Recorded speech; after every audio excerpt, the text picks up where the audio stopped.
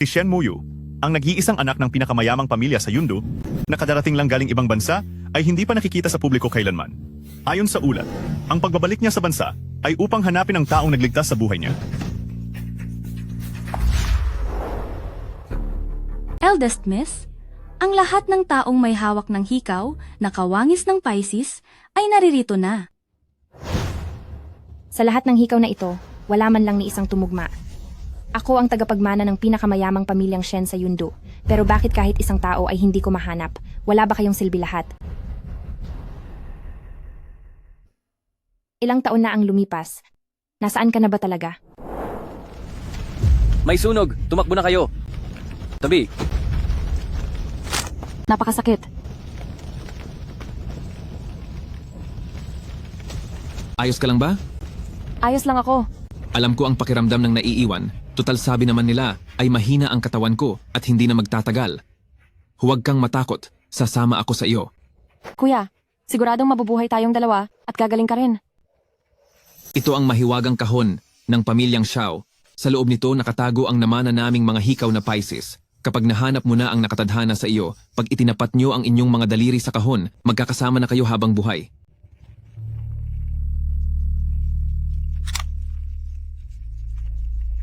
Kapag hindi na ako sakitin balang araw, pakakasalan kita gamit ito at hinding-hindi na tayo maghihiwalay. Ituloy nyo ang paghahanap. Kahit halughugin nyo pa ang buong Yundu, kailangang mahanap ang nagligtas sa akin. Masusunod po. Kalokohan! Araw-araw mo na lang inuubos ang oras mo sa lalaking hindi mo naman alam kung nasaan na at pinababayaan ang bilyon-bilyong halaga ng ari-arian. Ipatitigil ko ang lahat ng card mo sa bangko. Umuwi ka na. Ayoko. Pa, simula nang iligtas niya ako, isinumpa ko nang siya lang ang papakasalan ko. Kahit maghirap ako at maging pulubi, hahanapin ko pa rin siya. Muyo, ikaw talaga.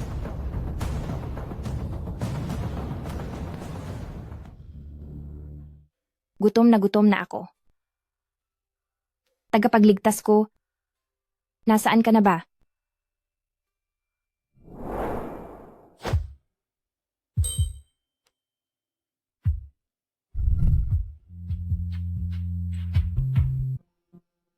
Gutom ka na siguro? May pagkain ako rito. Huwag kang mag-alala. Sa binigay mong pagkain na ito, kapag nahanap ko na ang taong nagligtas sa akin, bibigyan kita ng malaking halaga ng dolyar. Wag na. Ang tulad ko namang mahina ang katawan at malapit na mawala. Ay. Sir, okay lang po ba kayo? Uy sir, ayos lang po ba kayo?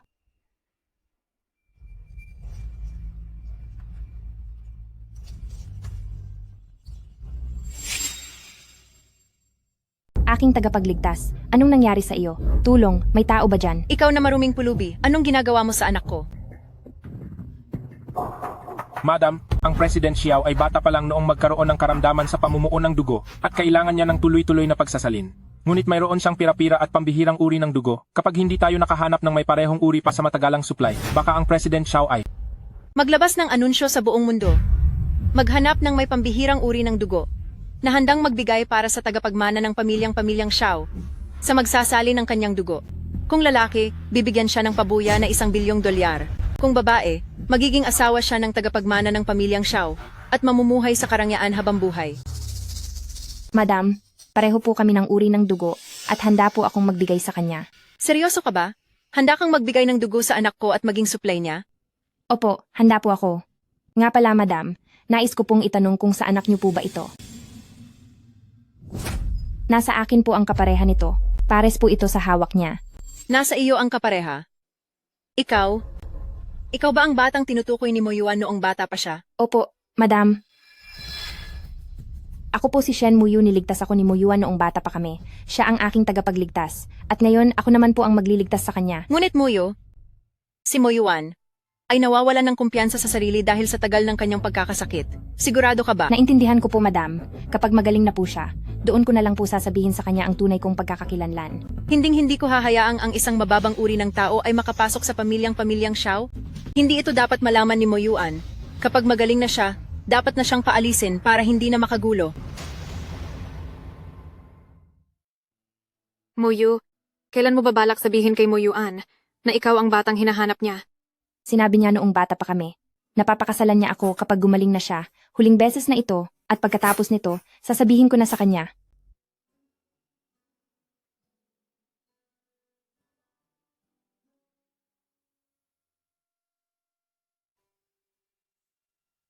Muyo, salamat sa maraming taon ng pagbibigay mo sa akin ng dugo.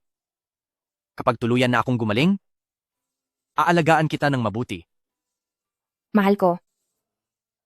Pagkatapos ng operasyong ito, mayroon akong gustong sabihin sa iyo. Sige,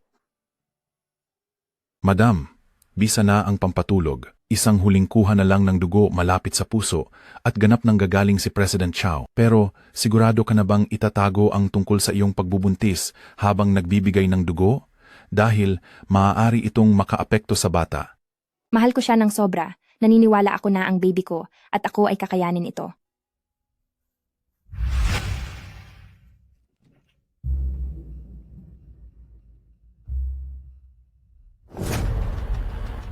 Yuan, itago mo ng mabuti ang medalyong ito. Simula ngayon, ikaw na ang bagong may bahay ng pamilyang Xiao. Mga nagdaang taon, inalamin ko ng mabuti ang mga nangyari sa kanila noong bata pa sila. Hindi ako takot na kinuha ko ang liyabe, dahil hindi naman maalala ni Mo Yuan ang totoo pagkagising niya. Ang isang kagalang-galang na babaeng tulad mo, ay ang siyang nararapat at bagay para sa aking anak. Ngayong tapos na ang huli niyang donasyon ng dugo, wala na siyang pakinabang. Panahon na para ipalam sa kanya ang malaking agwat nila ni Mo Yuan. Yuan, paano napunta sa iyo ang liyabing ito? Mo Yuan, sa wakas ay hinintay kong gumaling ka. Naaalala mo pa ba?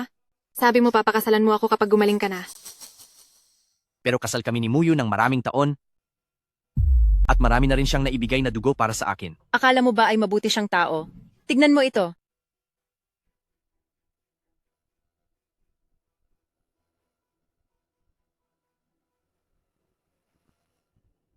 Shen Muyo. Nagkamali pala ako ng tingin sa iyo.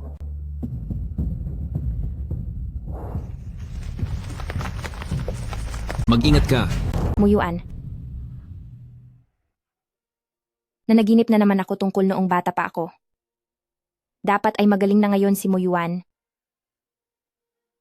Sasabihin ko na sa kanya ngayon na ang asawa niya ay ang batang babaeng matagal na niyang hinahanap. Nasaan ang liyabi ko? Nasaan ang liyabi ko? Nurse, gusto ko lang itanong, yung kasabay kong inoperahan, nasaan na po siyang kwarto? Ang tinutukoy mo ba ay si President Xiao? Nahanap na raw niya ang taong nagligtas sa kanya, uuwi na siya para maghanda sa kasal. Ano? Yuan, tutuparin ko ang pangako ko noong bata pa tayo. Papakasalan kita. Basta masaya si Mo Yuan, gagawin ko ang lahat. Maligayang pagbati, young mistress. Muyuan. Kung siya ang young mistress, paano naman ako? Shen Muyo, tamang-tama ang pagbalik mo. Mag-divorce na tayo. Bakit? May gana ka pang magtanong kung bakit? Akala ko noong una na nagbigay ka ng dugo nang walang hinihintay na kapalit, naantig ako sa ginawa mo at itinuring kitang tunay na asawa. Ngunit hindi ko inaasahan na isa ka palang mukhang pera. Sa dokumentong ibinigay ni Mama, malinaw na nakasulat dito ang kasunduan.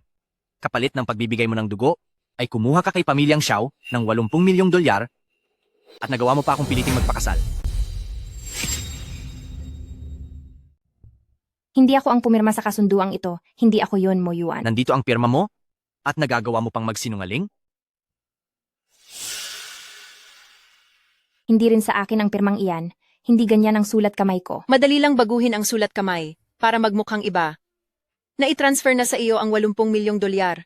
Ano pa ba ang gusto mong mangyari para tantanan mo na si Mo Yuan? Muyuan, hindi ganyan yon. Magtiwala ka sa akin. Tama na. Nahanap ko na ang taong nagligtas sa buhay ko noong bata pa ako. Si Yuan ang tunay kong mahal. Ngayon, gamit ang pamanang kwintas na jade ng pamilyang Xiao, nagkakilala na kaming muli. Tapusin na natin ito ng maayos. Matalino talaga si Yuan. Naghanda siya ng peking kasunduan ng maaga para malayo na si Mo Yuan sa babaeng iyan. Bakit nasa iyo ang jade ko? Bitawan mo yan ng marumi mong kamay. Xiao Muyuan. Iyan ang nagsilbing alaala natin noong sabay tayong nakatakas mula sa sunog. Paano mo nalaman ang tungkol doon? Muyo, itinuring kitang parang tunay na kapatid. Kaya ikinuwento ko sa iyo ang tungkol sa amin ni Kuya Muyuan na dati tapat ko sa iyong sinabi. Sinong mag-aakala na hindi mo lang ako gagayahin, kundi tatangkain mo pang agawin ang aking Jade? Xiao Muyuan, mag-asawa na tayo. May dahilan pa ba para lokohin kita? Ito ang espesyal na lalagyan para sa Jade, na fingerprint lamang ng batang babae noon ang tanging makakapagbukas nito. Sino ang totoo? Sino ang huwad? Malalaman natin sa isang pagsubok. Bakit may ganoon pang kahon? Kapag itinuloy ito, hindi ba't mabubuko ang totoo? Yuan? Una ka.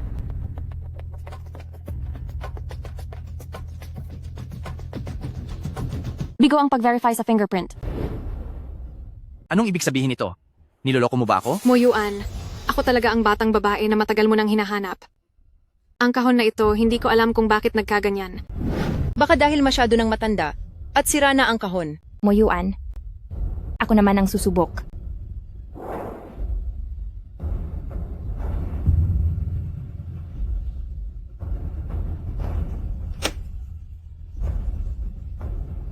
Tagumpay ang fingerprint verification.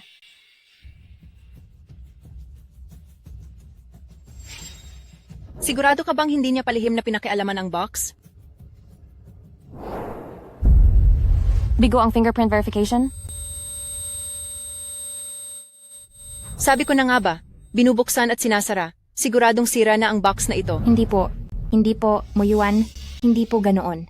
Kinuha lang ni Mama kanina. Ang isa ko pang daliri sila. President Xiao, nakuha po namin kanina sa bulsa ng taong ito, ang inyong Rolex. Xiao Muyuan. Si Tito Zhang ang sa pamilyang Xiao ay ang pinakamalapit sa akin. Itinuring ko siyang parang sariling ama. Anong gagawin mo sa kanya? President Xiao, hindi ko po iyon ninakaw. Ang madam po, ang nag-utos sa aking linisin ang relo. President Xiao, Kayong mga hamak na katulong, naawa ako sa inyo. Kaya tinanggap ko kayo sa pamilyang Xiao bilang mga kasambahay. At nagagawa niyo pa akong baligtarin. Hindi po totoo yan. Muyo, nagbigay na naman ako ng problema sa inyo. President Xiao, si Muyo ay isang napakabait at maalagang bata. Huwag niyo na po siyang pahirapan. President Xiao, ako ang may gawa ng lahat. Pakawalan niyo na po siya. Xiao Muyuan, wala kang katarungan, walang kasalanan si Tito Zhang. Hindi makatao ang ginagawa mo. Mga bata, sampalin siya. Hanggang sa hindi siya umaamin. Huwag kayong hihinto. Huwag, pakiusap huwag. President Xiao, pakiusap pakawalan niyo siya. Ako ang gumawa ng lahat. Nagmamakaawa ako. Pakawalan niyo siya. Maaari naming siyang pakawalan. Pero kailangan mong tumalon mula diyan. Hindi maaari, Tito Zhang. Huwag, luluhod ako sa inyo. Isusubsob ko ang ulo ko sa inyong harapan. Pakiusap, pakawalan niyo siya. Kapag hindi ka tumalon, ang Shen Muyu sa habang buhay ay magsisilbing utusan sa aming pamilyang Xiao para magbayad ng utang. Kapag tumalon ka, mabubura na ang lahat ng utang na pera. Tatalon ako. Tatalon ako. Tito Zhang. Huwag.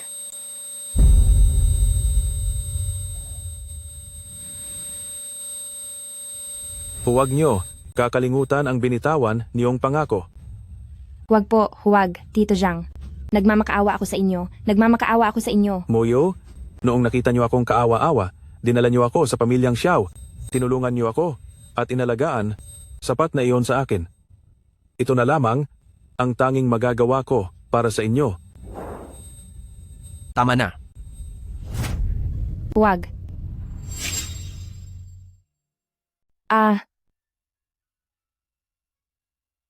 Xiao Muyuan. Wala kang hiya.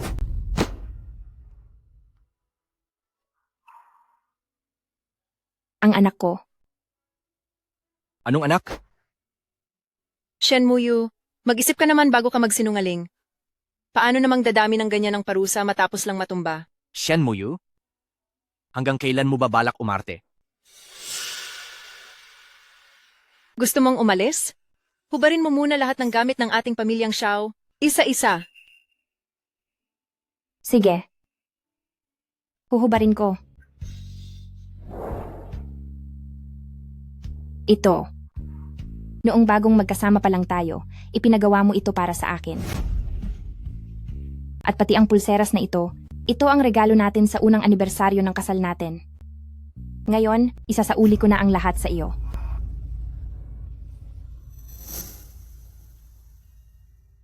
Ang singsing na ito, na sumisimbolo sa tunay na pag-ibig. Sa nakikita ko ngayon, napakalaking biro nito. Hindi ka pa ba aalis? Ang wala ng buhay na matanda, lalamig na rin maya-maya.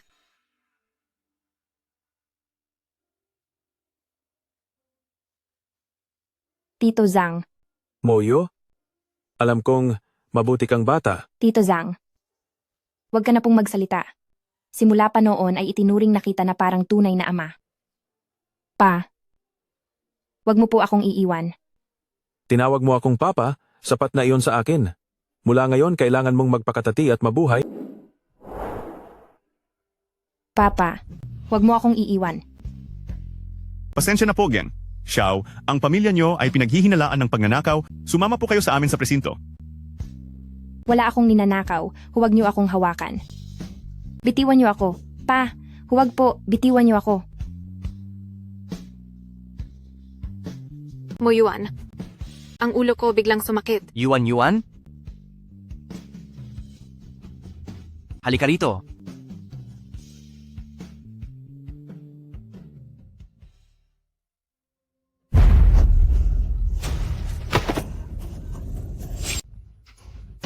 Linisin mo ang sapatos ko gamit ang dila mo. Masyado kang matigas at gusto mo pang masaktan. Talaga bang tingin mo sa sarili mo ay si Gineng? Xiao, dito. Kailangan mong sumunod sa akin.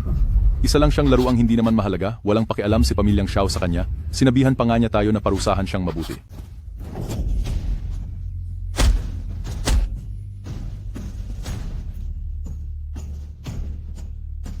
Mayroon bang pwedeng sumaklolo sa akin at sa aking anak?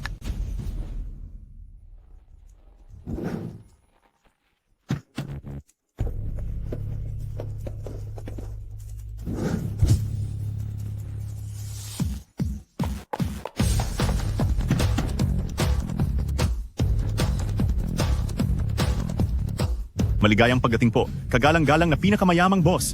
Senyor, nahanap na po si Eldest Miss. Pagkaalis ni Eldest Miss, nagpakasal siya sa pamilyang Xiao, pero dinala siya ngayon sa kagawaran ng hustisya. Ano? Ang isang maliit na pamilyang Xiao ay naglakas loob na galawin ang anak ko. Talagang hindi nila kinikilala ang kapangyarihan ko bilang pinakamayaman ng Yundu na si pamilyang Shen. Ipaalam sa Azure Dragon, White Sparrow at sa 4 na bantay, kasama ang lahat ng mga abogado at tauhan ng Yundu na sumama sa akin upang sunduin si Eldest Miss at iuwi. Opo. Xiao Moyuan. Nasayang lang ang lahat ng pagmamahal ko sa iyo. Ang pinagsamahan natin noon ay wala na at tapos na. Miss Lin, iyong utos sa amin na asikasuhin si Shen Muyo. Ano po ang tingin niyo rito? Hindi masama. Shen Muyu, at sisiguraduhin kong magsisisi ka.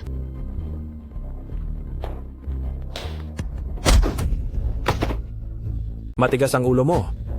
Titingnan natin ngayon kung alin ang mas matibay. Ang dila mo o ang dala kong pamalo. Boss, may masamang balita po. Papunta na rito ang malaking boss. At may kasama siyang madaming tauhan mula sa Yulong Group na mga magagaling na abogado at mga batikang bodyguard. Ang tinutukoy mo ba ay ang pinakasikat sa Yundu, ang Yulong Group na pag-aari ng pinakamayamang tao?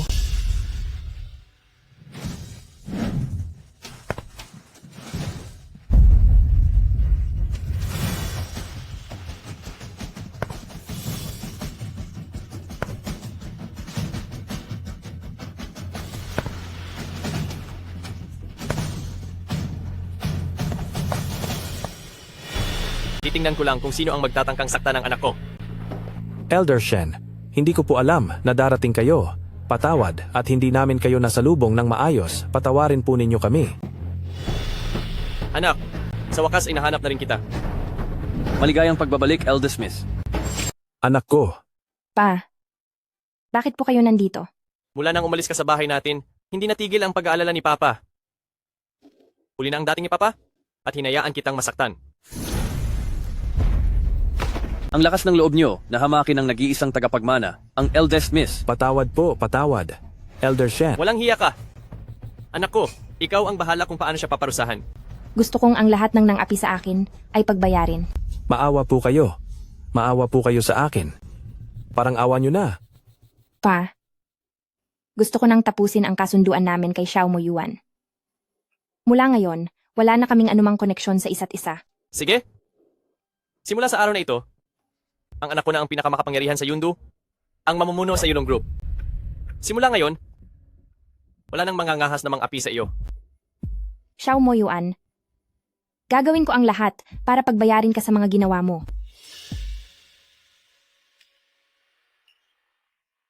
President Xiao.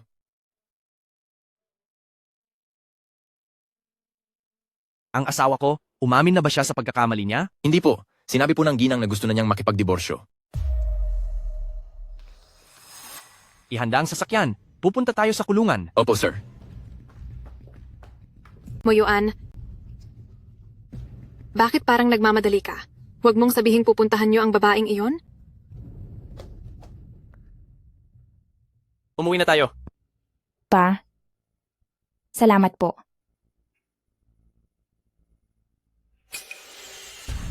Muyo. Muyo?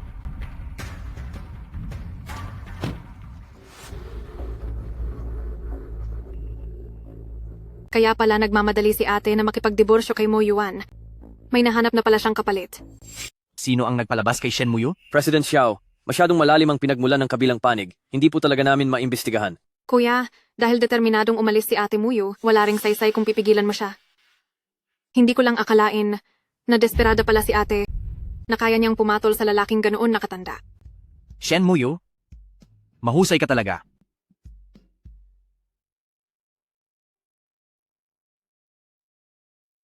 Pa, Muyo, gising ka na? ang bata sa sinapupunan ko.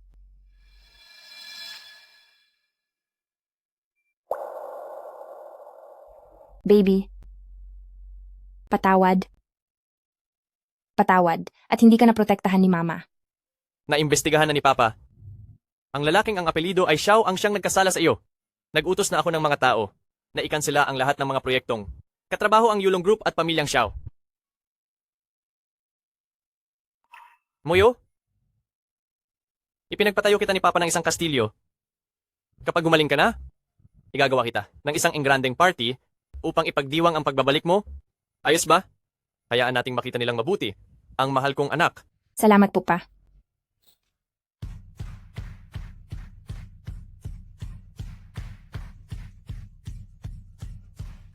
Eldest Miss, ito po ay galing pa sa South Africa, gawa ng mga mahuhusay na artisano ng Royal Family, isang kwintas na gawa sa diamante po. At ito naman po, inihanda po ng iyong ama para sa inyo, mga hanay ng mga helicopter at ang mga parkingan nito. At ito pa po, noong wala ka pa rito, araw-araw kitang ibinibili ng mga ari-arian.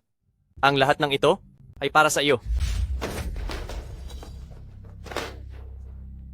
President Xiao, kailangan po bang ipaimbestiga ko kung sino ang lalaking kasama ng asawa niyo? Bakit ka pa nakatayo riyan? Sige na, gawin mo na. President Xiao, kakasuspindi lang po ng Yulong Group sa lahat ng mga pamumuhunan sa kumpanya natin. Ano? Para sa pakikipagtulungan na ito, kaming Xiao Corporation ay nagbayad ng napakalaki. Bakit nyo bigla na lang kakanselahin ito? Auntie, wag po muna kayong mag-alala. Balita ko ay ang Yulong Group ay magdaraos ng pagtitipon para sa pagbabalik ng anak ng pinakamayamang tao. At saktong mayroon akong imbitasyon. Bakit hindi tayo pumunta doon para magtanong? Ang yuanyuan ko talaga ay may galing. Hindi katulad ng talunang iyon, na si Shen Muyo. Wow! Ito pala ang sinasabing Royal Estate. Narinig ko po na sa pagrenta pa lang ng golf course na ito, ay nagkakahalaga na ng higit 8-digit na dolyar. Muyuan, mamaya kapag lumabas na ang anak ng pinakamayamang tao, dapat ay maging masigasig ka. Kapag nagustuhan ka niya, sa susunod, ang yaman ng pamilyang iyan ay magiging atin na. Ma, nandito tayo para sa pamumuhunan. Huwag kang magsalita ng ganyan. Auntie, ang mga sinasabi niyo po ay parang iniisip niyong ang ating Moyuan ay umaasa lang sa pera ng iba. Pasensya na at marami akong nasabi. Muyuan ko, nandito naman si Yuan Yuan para sa iyo. Hemp, kung makakasama lang ng anak ko ang anak ng pinakamayamang tao, bakit ko pa kailangan ang maliit na pamilyang Lin na iyan? Tama na. Pumasok na tayo.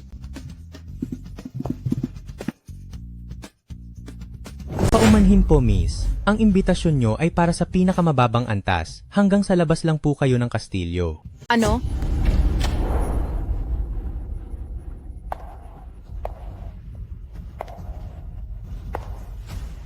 Idilat mo nga ang mga mata mo. Paanong naging sa pinakamababa? Ang imbitasyon namin? Pasensya na po, miss. Wala kayong karapatang pumasok sa loob ng kastilyo. Ikaw, Muyuan, kung hindi tayo makakapasok sa loob, paano natin mahahanap ang pinakamayamang tao? Nagsisimula na ang ribbon cutting, narinig ko na gumastos sila ng 10 milyong dolyar para lang sa fireworks show na ito. Ang dalagang iyon ay napakaswerte talaga. Uy, tingnan nyo! Lumabas na ang anak ng pinakamayaman. Iba talaga ang anak ng mayaman, sa likod pa lang niya ay napakalakas na ng dating.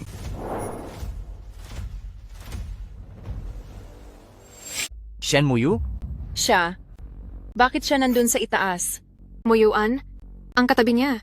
Hindi ba't iyon yung taong kumuha kay Shen Muyu nung araw na iyon? Xiao Muyuan, nung huling nasa rooftop ka, pinalayas at binaliwala mo ako. Ngayon ako naman ang nasa itaas para tingalain mo. Talagang hindi ka na makapaghintay, di ba?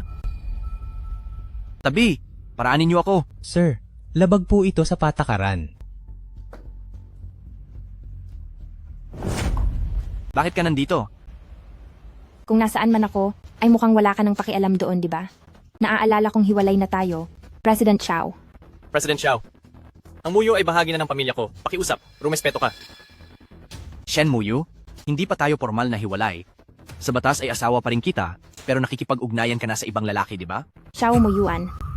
Ikaw ang nangaliwa habang kasal pa tayo. Pinatuloy mo pa ang babae mo sa bahay natin para saktan ako. Anong karapatan mong husgahan ako rito? Masamang ugali. At hindi ka galang-galang. Kaya pala ang Xiao Corporation mo sa loob ng maraming taon ay hindi makapasok sa alta syudad ng Yundu. Mukhang wala namang imbitasyon para sa kanila. Dito sa handaang ito. Sino ka ba? Anong karapatan mong pagsalitaan kami ng ganyan? Shen Muyu? Dahil nakahanap ka lang ng mayamang makukurakot, mas naging mayabang ka na, pati sa pagbabalik ng anak ng pinakamayaman, nagagawa mo pang makiparty. Handaan ko ito. Bakit ko kailangang makiparty lang? Samantalang kayo, makapal ang mukhang pumunta rito, pero hanggang sa baba lang kayo para tingalain ako.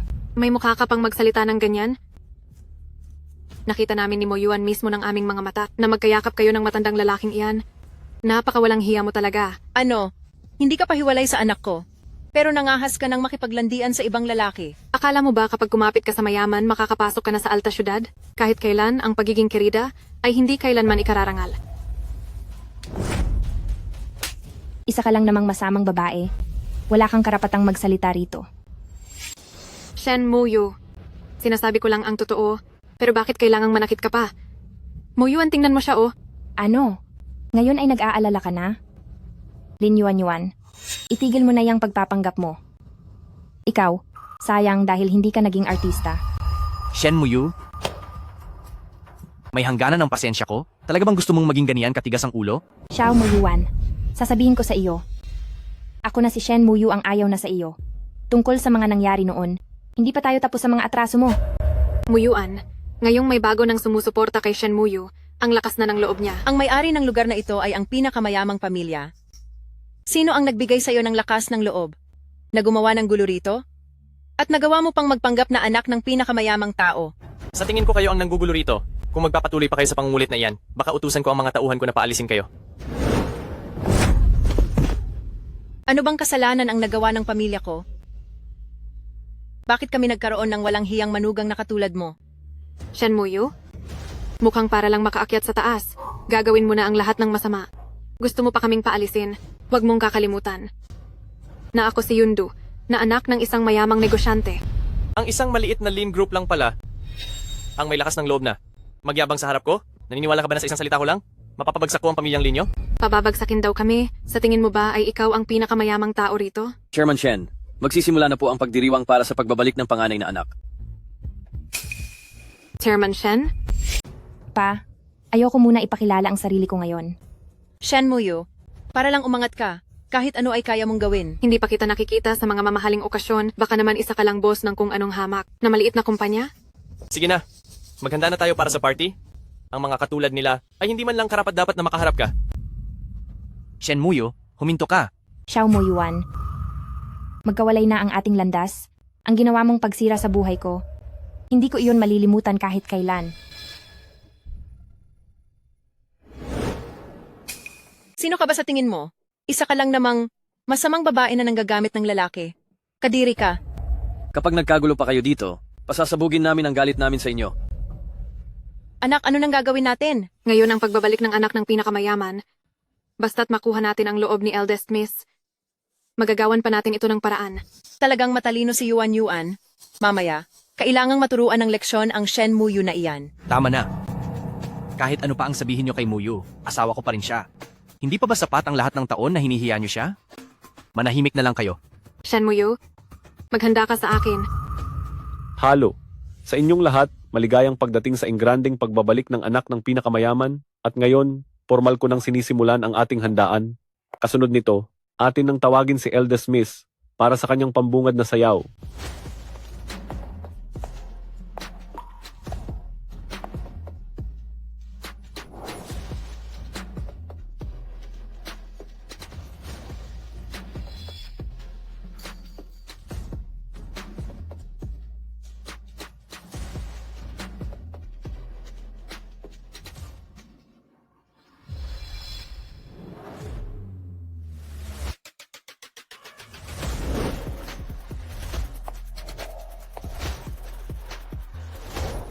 Bakit parang kamukha ni Muyu ang figura na iyon?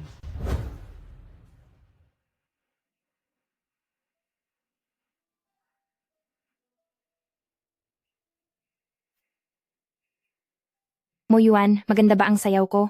Mula ngayon po, para lang sa iyo ako sasayaw.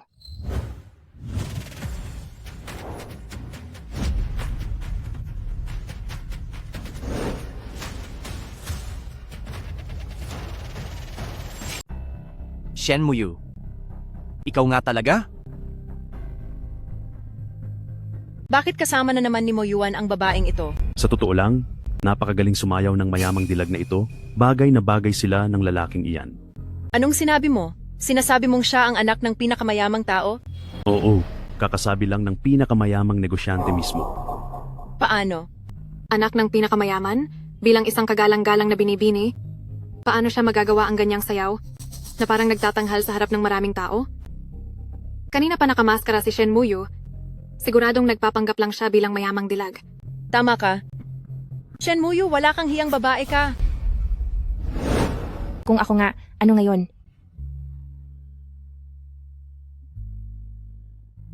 Hinto. Xiao Mo Yuan, hindi ko akalain noon na masyado kang mapanghimasok sa buhay ng iba. Asawa kita? Pero nakikipagsayaw ka ng ganyan sa ibang lalaki. Ano ba ang nasa isip mo? At hindi ba sinabi mo sa akin dati na sa akin mo lang gagawin? Xiao Mo Yuan, naisip ko minsan, ang desperado mo rin pala. Noong mahal pa kita, baliwala lang ako sa'yo, ngayong hindi na kita mahal. At ikaw naman ang naghahabol sa akin ngayon? Ang mga pangako noon ay para lamang noong panahong nagmamahalan tayo. Ngayong ang puso mo ay ibinigay mo na sa iba. Anong karapatan mong pakialaman ako?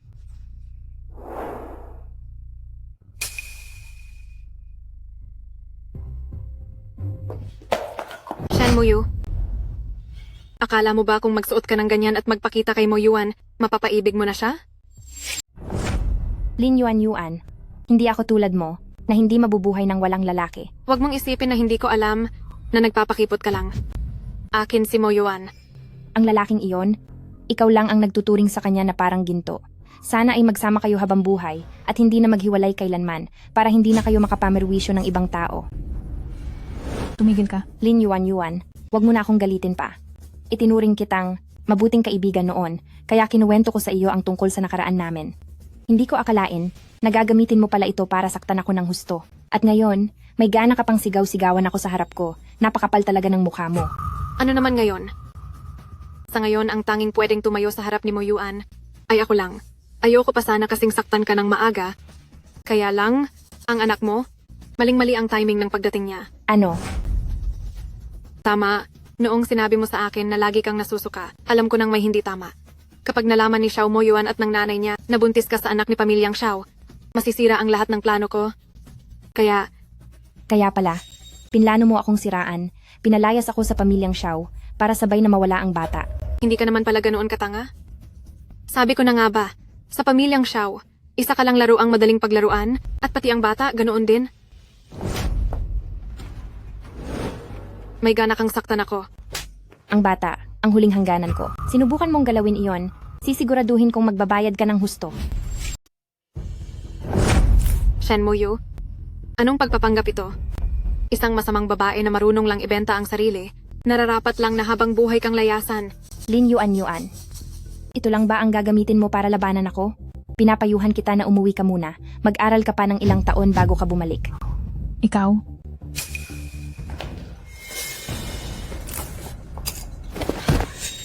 Yuan. Muyo, nandito talaga ako para humingi ng tawad.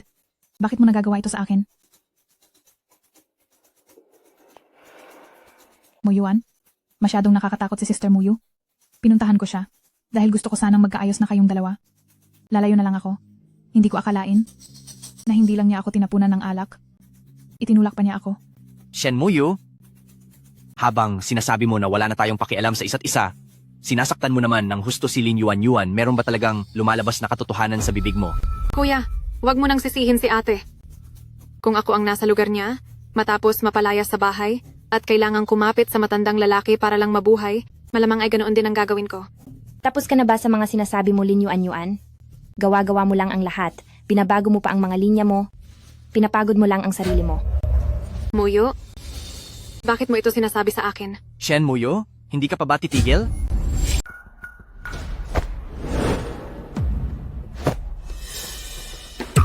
Hindi ba sabi mo tinulak kita at binuhusan pa kita ng alak? Ngayong araw, paninindigan ko na ang paratang mo.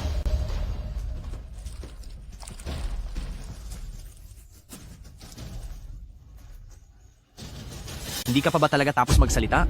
Shen Muyu, nababaliw ka na ba?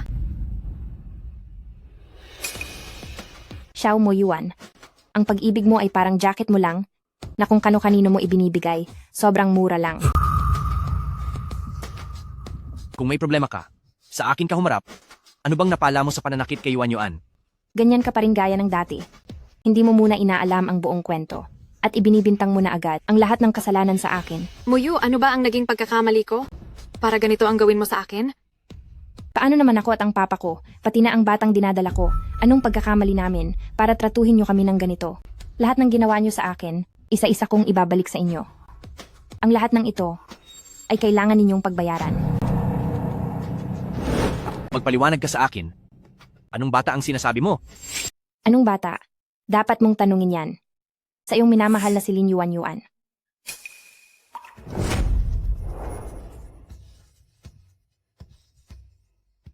Tungkol sa sinabi ni Shen Muyu kanina, anong ibig sabihin yon? Muyuan, hindi ka pa rin ba nagtitiwala sa akin? Puro kasinungalingan ang sinasabi ni Shen Muyu. Kahit ano ay kaya niyang sabihin. Ano ang tungkol sa batang yon? Iyan ay, hindi ko rin po alam.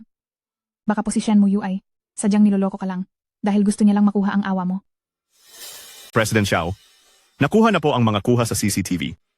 Anong CCTV? Bakit mo ako niloko? Malinaw na ikaw ang tumulak sa kanya kanina. Muyuan, makinig ka muna sa paliwanag ko. Ano pa ang dapat ipaliwanag? Masyadong malinaw ang lahat sa CCTV na ito. Dahil kay Shen Muyu, lumapit siya sa akin at tinakot ako. Sabi niya babalik siya sa piling mo. Sa sobrang takot ko, nagawa ko ang bagay na iyon. Totoo ba yan? Muyuan, ilang taon na kayong hiwalay. Hindi mo ba alam kung gaano ko? Kagustong makasama ka? Huwag mo nang uulitin ito.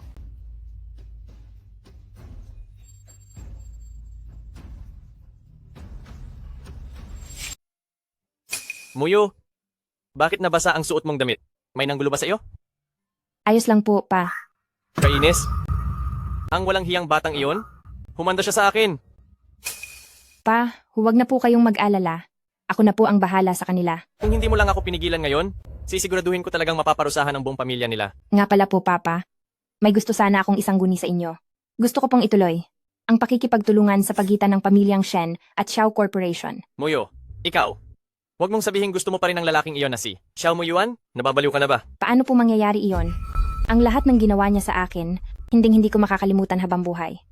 Kung ganoon, bakit mo? Pa, hinding-hindi ko siya hahayaang makawala ng ganoon lang. Pero kung kayo po ang magpaparusa sa kanila, masyadong madali iyon para sa Xiao Corporation, di ba? Dahan-dahan ko pong wawasakin ang lahat ng mahalaga kay Xiao Mo Yuan. Kung ganoon ay kampante na ako? Tunay kang ang anak ni Papa. Sir, Ito, ang aking pinagkakatiwalaang tauhan, si Assistant Lee. Kung may kailangan ka, maaari kang humingi ng tulong sa kanya. Salamat po pa. Sir, Miss Shen! Nalaman po ng ating mga tauhan na iniimbestigahan ng Xiao Corporation si Miss Shen tungkol sa dinadala niyang bata at napatigil na po namin ang investigasyon nila. Napakayabang. Bakit ngayon lang nila ito ginagawa? Ngayon lang nila naisip ang mag-alala. Hindi natin ito pwedeng ipaalam sa kanya. Dahil kung hindi, tiyak na guguluhin niya tayo. Magpadala ka ng magbabantay sa kanya at siguraduhin mong hindi niya malalaman ang totoo. Opo, sir. President Xiao, ayon sa mga nakalap naming impormasyon, totoong nagdalang tao ang ginang. Nahanap namin ang nakatagong blood sample niya noong huling check-up at isinailalim ito sa pagsusuri. Shen Muyu, talagang napakahusay mo. Nakuha mo pa talaga akong lokohin at magtaksil. Anong nangyayari rito? Bakit galit na galit ka? Hindi ko akalain na ang anak ni Shen Muyu ay hindi pala kay Mo Yuan. Napapraning pa naman ako. Kung alam ko lang sana, hindi na sana ako nagmadali sa mga plano ko. Auntie, tingnan mo ito oh. Nagdadalang tao si Shen Muyu? At hindi pa raw kay Mo Yuan ang bata. Walang hiya ang masamang babaeng iyon. Mukha siyang inosente at malinis tingnan. Pero ang dumi pala ng ginagawa niya sa likod, nakuha niya pang pagtaksilan at lokohin si Mo Yuan. Tama na. Huwag mo nang ituloy to. Sige po, sir. Naiintindihan ko po. Opo. President Xiao, ang pamilya ng pinakamayamang tao ay pumayag na sa wakas na makipagtulungan sa atin. At ito pa yung pinupuntirya nating Eastern Suburbs na dambuhalang proyekto na nagkakahalaga ng $100 bilyong. Ito, napakaganda nito. Sa wakas, may maganda ring nangyari. Bakit kaya biglang nagpa siya ang pinakamayamang tao na makipagtulungang muli sa Xiao Corporation? Hay nako. Iyang si Shen Muyu ay hindi talaga anak ng mayamang tao. Kasi kung tunay siya, bakit siya magiging mabait? Para ibalik ang partnership natin?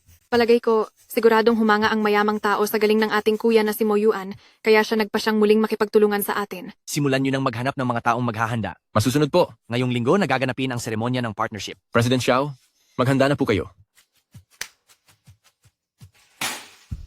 Para sa akin, iyang si Shen Muyu ang malas natin. Mula noong umalis siya, naging swerte na tayo. Auntie, huwag ka namang magsalita ng ganyan. Baka naman may mabigat na dahilan si ate. Dati ko pa siyang ayaw sa paningin ko. Samahan mo si auntie na tumingin ng mga gown at pagdating ng oras, sasama rin kaming manood sa seremonya. Sige po.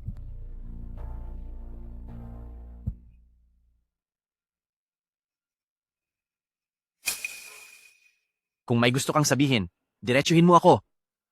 Huwag kang pautal-utal diyan. President Xiao, sa tingin ko ang asawa nyo.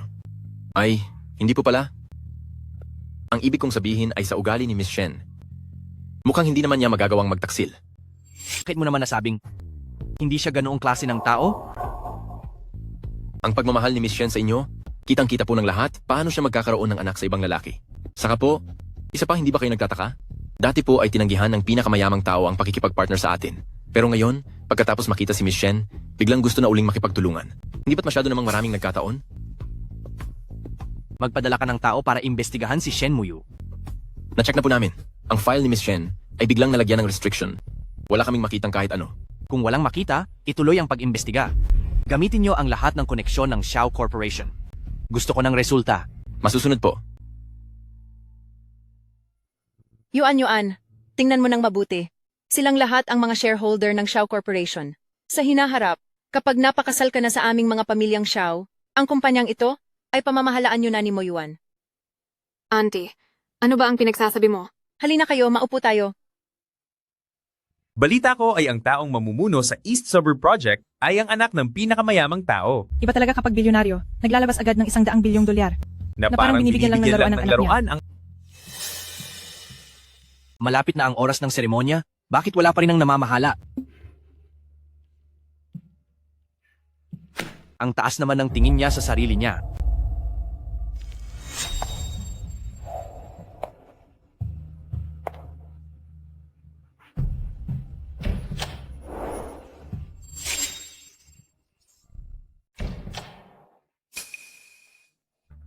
Ang Assistant Lee ng Yulong Group.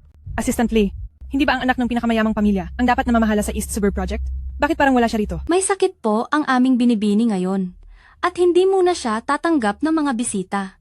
Kaya ako muna ang magpupulong sa ngalan niya. Ang Xiao Corporation namin, Bagamat hindi maikukumpara sa Yulong, ay isa sa pinakamagaling sa Yundu. Ganyan ba kami dapat itrato ng inyong binibini? May utos po ang President Shen. Ang salita ng binibini ay ituturing na utos din niya. Kung wala kayong respeto sa kanya, para na rin kayong walang respeto sa Chairman Shen. Kung may reklamo po kayo, ipaparating ko ito sa Chairman Shen. Ikaw. May mga dokumento at mga detalye na mas mainam na mismong si Miss Shen ang siyang pipirma. Huwag po kayong mag-alala tungkol doon. Dahil si Miss Shen ay makikipag-usap sa pamamagitan ng voice call. Napakataas naman yata ng tingin niya sa sarili. Tumangging magpakita ng mukha ang binibini ninyo? Marahil ay nahihiya siyang makita ang mukha niya? Napakarami talagang masamang ugali ng babaeng iyan. Kung hindi dahil sa kanyang ama, wala siyang silbi sa kumpanya. Kahit wala ang aking ama, ako pa rin ang CEO ng Yulong Group at ang tagapamahala ng proyektong ipinapagmakaawa ninyong makuha. Ngayon, sino ang sinasabi ninyong walang silbi? Bakit parang boses ni Shen Muyu ang naririnig ko? Eldest Miss, ang proposal para sa Xiao Corporation ay naipadala na po sa computer ninyo. Ngayon naman ay oras na para sa kanilang ulat, magsimula na tayo. Opo. Napakayabang talaga. Dahil mukhang hindi mabuti ang pakiramdam ni Miss Shen ngayon, ipagpaliban muna natin ito sa ibang araw? Tapos na ang pagtitipon. Parang si President Xiao ay walang pasensya. Sa nakikita ko ay hindi seryoso si Miss Shen. Pagdating sa proyekto sa katimugang bahagi, hindi siya nagbibigay ng atensyon, kaya mas mabuting utusan si Yulong Group na maghanap ng taong talagang interesado. Muyuan, anak ito ng pinakamayamang tao. Huwag kang basta-basta re-responde. Kung makuha lang ng Xiao Corporation natin ang proyektong ito, pagkatapos ng Yundu, wala nang makakapigil sa atin. Ako si Xiao Mo Yuan, hindi ako magpapasakop sa kapangyarihan, lalong hindi ako makikipagtulungan sa mga umaasa lang sa kapit at mga taong walang pakinabang.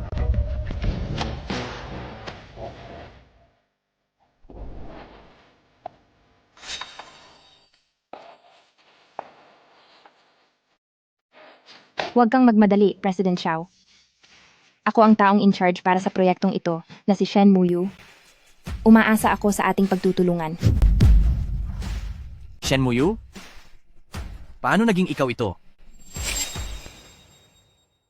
Bakit hindi pwedeng ako? Narito na ako ngayon.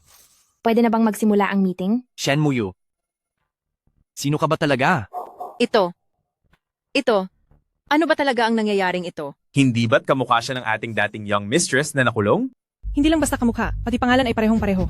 Pero narinig ko na itong babaeng katabi ni Matriarch ang nakatakdang maging bagong young mistress. Eto, ano ba talaga ang nangyari? Tingnan mo si President Xiao. Mukhang para sa babaeng ito na si Miss Shen, ay hindi pa rin siya nakakalimot sa nakaraan. Anong pinagsasabi ninyong kalokohan? Shen Muyu, ngayon ang araw ng pakikipagtulungan namin sa Yulong Group, paano mo nakuha ang lakas ng loob na magkagulo rito? Mga tao, dakpin siya para sa akin. Ang lakas ng loob mo! Tingnan natin kung sinong mangangahas na bastusin ang aming eldest miss. Mukhang ang pakikitungo ng Xiao Group ay ganito lang pala. Dahil sa ganito ang sitwasyon, tingin ko ay wala nang saysay ang pagtutulungang ito. Sandali. Magsisimula na ang meeting ngayon.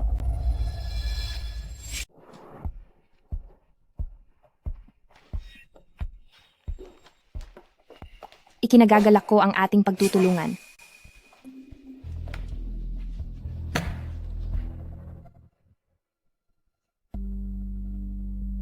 Magkakaroon pa tayo ng maraming pagkakataon na magkita. Kaya pakiusap, alagaan mo ako. President Xiao. Hinto, Shen Muyu. Tumabi ka sa dinaraanan ko. Ikaw, Moyuan, kailan pa ang babaeng iyan naging business partner natin? May mali talaga sa nangyayaring ito. Tama po kayo. Sa ugali niya, siguradong gagamitin niya ang pagkakataong ito para pabagsakin ang Xiao Corporation. Hahanapin ko siya. Ako na lang ang pupunta.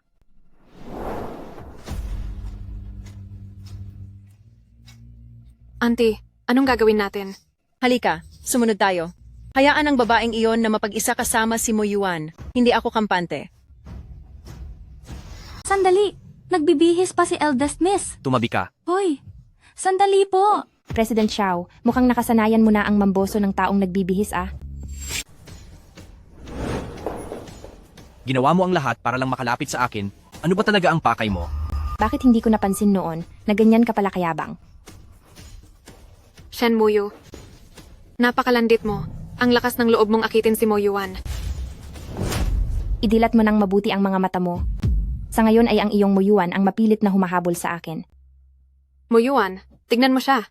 Shen Muyu, huwag mong isiping hindi namin alam kung bakit ka naging pinuno ng proyektong ito. Ang mga maruming ginagawa mo, ayoko na ngang sabihin pa. Sa tingin ko, umaakyat ka lang sa kama ng ibang lalaki para makakuha ng posisyon sa trabaho bilang isang leader. Palabasin niyo sila. Opo. Subukan mo lang. Dito sa lugar na ito, wala kang karapatang kausapin ako. Ikaw. Tapos na ba kayo sa gulo? Umalis na kayo rito. Layas. Tara na. President Xiao, noong sinabi kong sila, kasama ka rin doon. Umalis ka. Ikaw, Shen Muyu? Hindi mo pa sa akin nasasabi kung sino ka ba talaga? Xiao Mo Yuan, maraming taon na akong nasa tabi mo, ngunit kailanman ay hindi mo ako nakilala ng lubos. Bakit mo biglang naisipang paghinalaan at usisain ako ngayon? Ikaw ang taong walang sapat na kontento at ikaw rin ang taong puro kasinungalingan ang sinasabi. Hanggang kailan mo ba ako balak pagplanuhan? Ano ba talaga ang gusto mong makuha mula sa akin para lang maging kontento ka? Shen Muyu? Niloko mo ako ng maraming taon? Iniisip mo bang ganoon ako katanga? President Xiao, ito na ang pangalawang beses sa araw na ito na nawawala ka sa sarili. Dahil ganoon naman pala ang tingin mo sa akin, ang makipaghiwalay sa iyo ay makatutulong lang para matapos ang isa sa malalaki mong problema, kaya bakit nagkakaganyan ka pa? Sa tingin mo ba, ay karapat-dapat kang pag-aksayahan ko ng emosyon? Ha? Hindi ko makakalimutan kahit kailan na noong akala ko ay mabuti kang tao at bukal sa loob mo akong sinalinan ng dugo at noong panahong pinapakita ko ang kabutihan ko sa iyo, ginagamit mo lang pala ako. Siguro nga. Mataas masyado ang tingin mo sa sarili mo, President Xiao. Pinapakinggan mo lang ang sarili mong kaisipan at hindi mo man lang pinakinggan ang kahit anong paliwanag ko. Ngunit akala ko ba ay wala kang pakialam maliban na lang kay Lin Yuan, pero bakit nandito ka pa rin kasama ko na parang ayaw mo pa rin akong pakawalan? Ang pinakamalaking pagkakamali ko sa buhay ay ang iligtas ka at ang maniwala sa pangakong papakasalan kita nung bata pa tayo. Ito ang mahiwagang kahon nating mga pamilyang Xiao. Sa loob nito ay nakatago ang minanang double fish jade pendant. Kapag nahanap na ang nakatakda, itapat niyo ang inyong mga daliri sa kahon at magsasama na kayo habang buhay.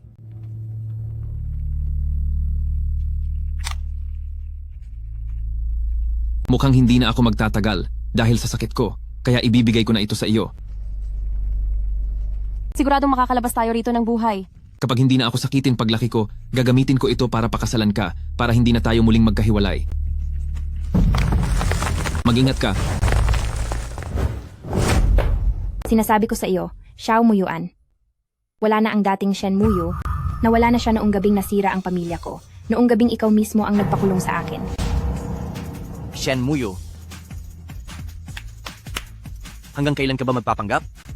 Dapat lang parusahan ang nagkasala. Kaya ba, ang buhay pa ng tatay ko ang ginawa mong kabayaran?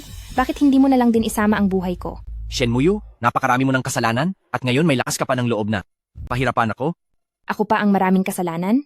Sana pala noong nawala ang tatay ko, ay sumama na rin ako at isasama ko ang buong pamilya nyo na magbayad sa lahat ng kasamaan nyo. Shen Muyu, nawawala ka na sa sarili mo. Shen Muyu, nasisiraan ka na ba ng bait? President Xiao, bakit parang galit na galit ka? Pero anong magagawa natin? Ang inyong pamilyang Xiao ay naghihintay lang naman sa proyektong ito sa silangang suburb para sa inyong pagbabago. Pasensya na, pero ako ang siyang pinuno ng proyektong ito at kapag sinabi kong hindi, ang inyong pamilyang Xiao ay hinding-hindi makukuha ang proyektong ito. Kahit gaano mo pa ako kasuklaman, wala kang magagawa. Wala kang pagpipilian, kundi ang tanggapin ang lahat ng ito. Nagsisimula pa lang ang laro. Xiao Mo Yuan, humanda ka sa akin.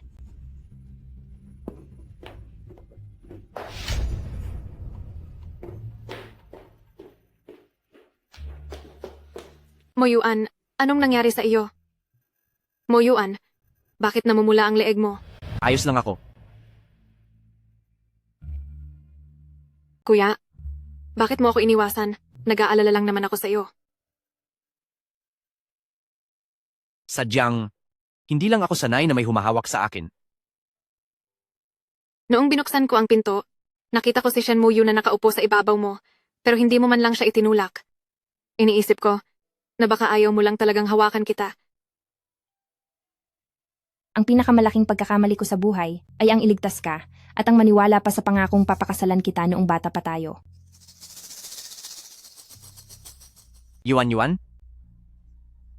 Naaalala mo pa ba ang ating kasunduan noong bata pa tayo? Ito, yung mga nangyari noong bata pa ako, hindi ko na masyadong maalala. Ang bagay na iyon para sa'yo. At para sa akin, ay parehong mahalaga. Sigurado ka bang kinalimutan mo na ito? Hindi kasi ganoon kaganda ang alaala ko.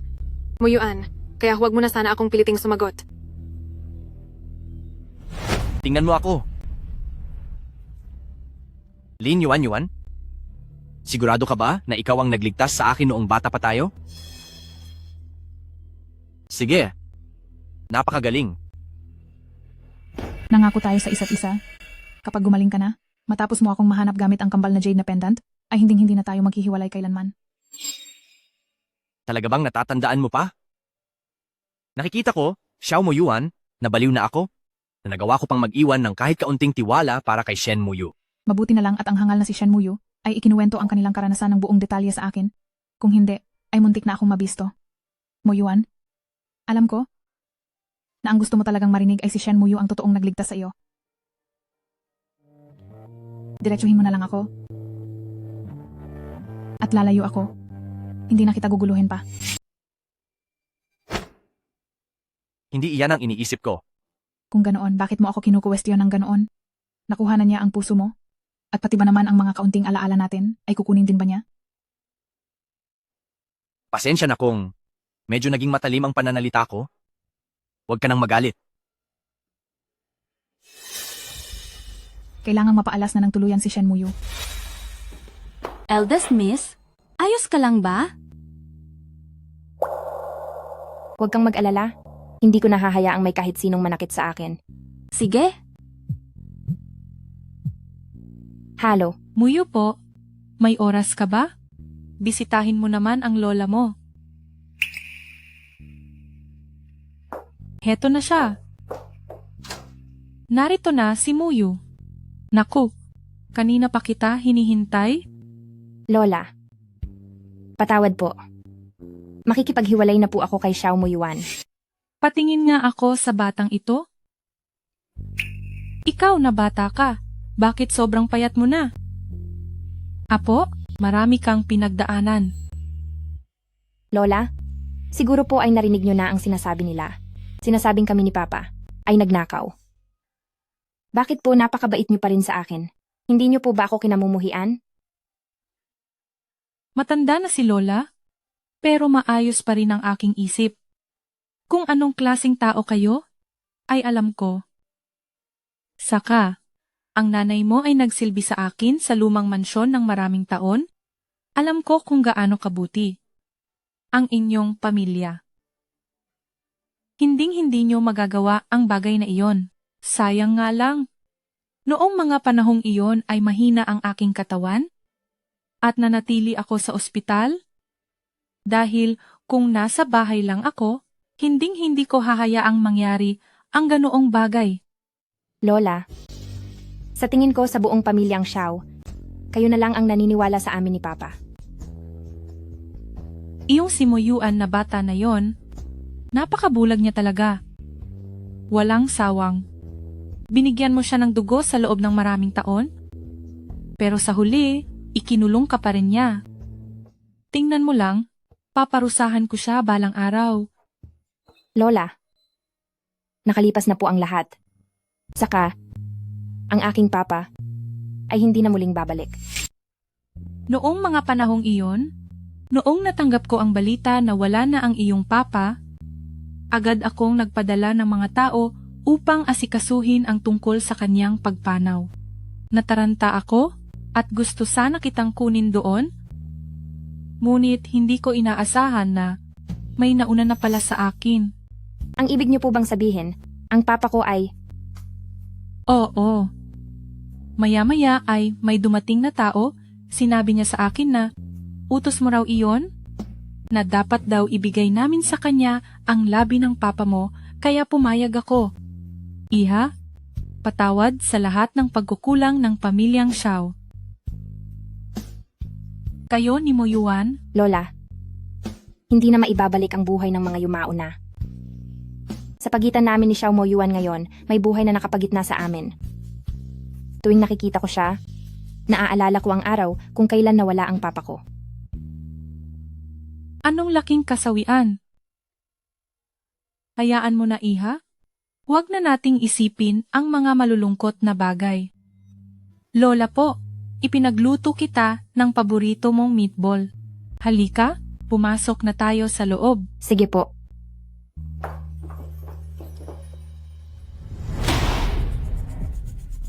Binigyan ko kayo ng 1 buwan, tapos ganitong basura lang ang ibibigay nyo sa akin? Bago matapos ang oras ng trabaho, kapag hindi kayo nakapagbigay ng maayos na plano, lahat kayo ay sisibakin ko. Opo, sir. President Xiao, may tawag po galing kay Matriarch. Hindi ko sasagutin. Mo Yuan, bumalik ka muna rito sa mansyon. Opo, Lola. Nagtatrabaho po ako ngayon. Medyo mahirap po para sa akin ang bumalik. Ikaw talagang bata ka? Wala ka na talagang alam kundi trabaho, trabaho at trabaho. Pakasalan mo na lang yung trabaho mo habang buhay.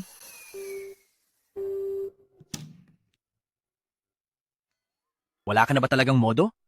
Huwag kang sasagot ng tawag kapag may meeting. Nag-message po uli si Matriarch. Hindi mo ba narinig ang sinabi ko? President Xiao, baka naman tingnan niyo muna po ito.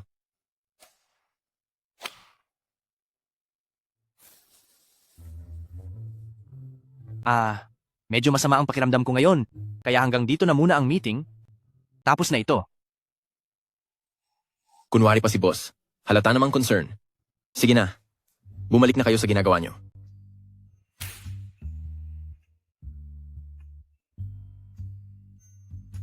Dito po ako maglalagay.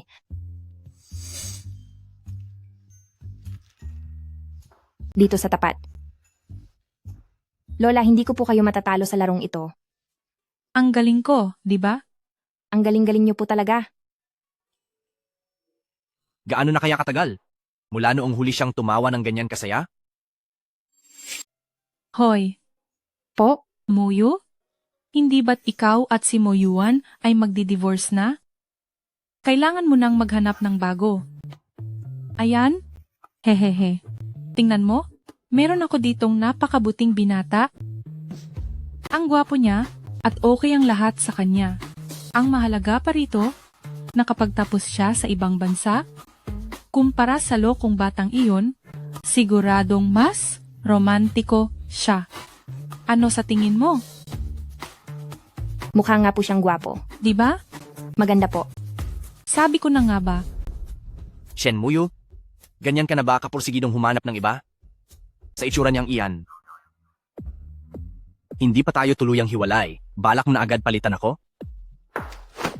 Ikaw na bata ka. Hindi mo pinapahalagahan si Muyo? Tapos ayaw mo pa siyang pasamahin sa ibang lalaki? Lola, bakit po ba kayo nakikisali? Huwag mo akong kausapin. Wala rin akong gustong sabihin sa iyo. Simula nang ipadala mo si Muyo sa nakakatakot na lugar na iyon, ako, gusto ko na talagang itakwil ka. Napakagulo mo talagang bata. Lola, Muyo, tara na. Malapit nang maluto ang pagkain. Huwag kang makipagtalo sa taong iyan. Tara. halika rito. May sasabihin ako sa iyo.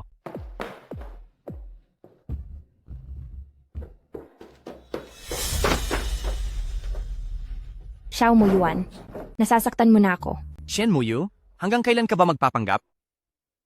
Ano na naman ang ipinagpapanggap ko? Ikaw. Tingnan mo ako, Lola, pinaikot mo lang ako sa mga kamay mo. At sa tingin mo ba ay nakakatuwa iyon, hindi ba? Xiao Mo Yuan, akala mo ba ay ganoon kadaling lokohin si Lola? O sadyang tingin mo sa buong pamilyang Xiao ay ikaw lang ang matalino at ikaw lang ang nakakahalata na nagpapanggap ako. Ikaw,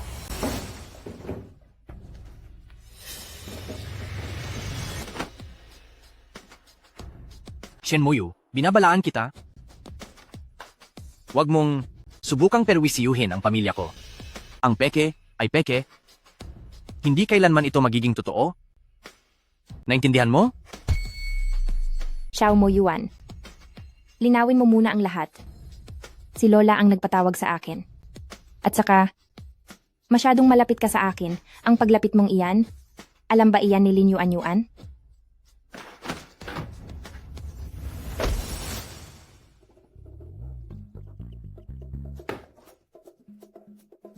Kanina lang ang yabang mo. Bakit? Parang hindi mo na kaya ngayon? Shenmuyu, nagawa mo akong sipain. Ginagawa ko lang ito para protektahan ang sarili ko. President Xiao, tulad ng sinabi mo, tayong dalawa ay wala ng ugnayan pa, kaya hindi na natin kailangang maging malapit. Shenmuyu. Shenmuyu. Shenmuyu. Shenmuyu, uminto ka. Muyu. Muyu. Ay nako, ikaw na bata ka talaga. Pinauwi ko kayo rito para lang magkaayos kayong dalawa, tapos tingnan mo ang nangyari, nagalit at umalis na naman ang apo ko sa tuhod. Lola, wag po kayong pauto sa kanya. Puno ng kasinungalingan ang bibig niya, hindi siya dapat pagkatiwalaan. Lumapit siya sa akin noon dahil lang sa 80 milyong dolyar. Hindi talaga siya mabait gaya ng iniisip niyo. Xiao Mo Yuan, kung pera lang ang habol ni Muyu, dapat nung una pa lang, umalis na siya pagkakakuha ng pera. Pero bakit pa niya kailangang, kahit na mahina na ang katawan niya? At halos wala nang makuhang dugo, uminom pa siya ng mga gamot sa gabi. Para lang makapagbigay ng dugo para sa iyo? Ito? Bakit hindi ko po alam yan? Siyempre, hindi mo alam. Natatakot siyang malaman mo dahil baka pigilan mo siyang magbigay ng dugo, kaya pinakiusapan niya kaming huwag sabihin sa iyo. At isa pa, sa loob ng maraming taon, ang tatay niya ang nag-ayos at nag-asikaso ng pamilya natin ng maayos. Ikaw na bata ka, bigyan mo naman ng oras ang sarili mong mag-isip. Ang pamilya ni Muyu, kung pera lang ang habol nila, kailangan pa ba nilang gawin ang lahat ng ito? Lahat naman po ng tao marunong magpanggap, di ba? Sa tingin ko, wala ka na talagang pag-asa. Noon pa man, nang mapabilang si Muyu sa pamilyang Xiao, sang-ayon na sang-ayon ako. Kung anong klase siyang tao, alam na alam ko. Lagi pa niyang sinasabi sa akin, noong mga bata pa kayo. Anong nung bata pa? Sabi niya, magkakilala na kayo, bata pa lang. Tinatanong ko siya kung bakit hindi niya sabihin sa'yo, pero ang sabi niya ay hindi pa tamang panahon. Lagi siyang pumupunta rito sa bahay para samahan akong magpinta. Heto, tingnan mo. Ito ang mga ipininta niya. At ito naman, ang sabi niya, ito ay para alalahanin ang espesyal na araw niyo noong mga bata pa kayo, isang fingerprint painting na ginawa niyo. Kaming dalawa ni Muyu ay magkasama na ng maraming taon. Ang pagkatao niya ay kabisadong-kabisado ko na. Hello? President Xiao? Hindi ito maganda. May naging problema sa East Suburb Project. Lola, may kailangan lang akong asikasuhin sa kumpanya, kaya hindi mo na kita masasamahan. Babalik na lang po ako sa susunod para bisitahin kayo.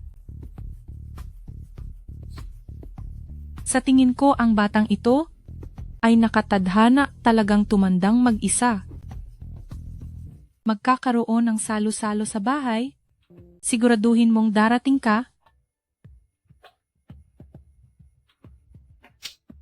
Ano ang nangyari? Ang pinagkukunan ng stock ng East Suburb Project ay nagkaroon ng kaunting problema. Hindi ba sinabi ko sa kanila na gumawa ng bagong plano? Hindi po angkop ang plano kaya ibinalik ito. Ngayon, ang ginang at si President Shen ay nasa loob para maghanap ng paraan. Malinaw na hindi tumutugma ang mga datos na ito.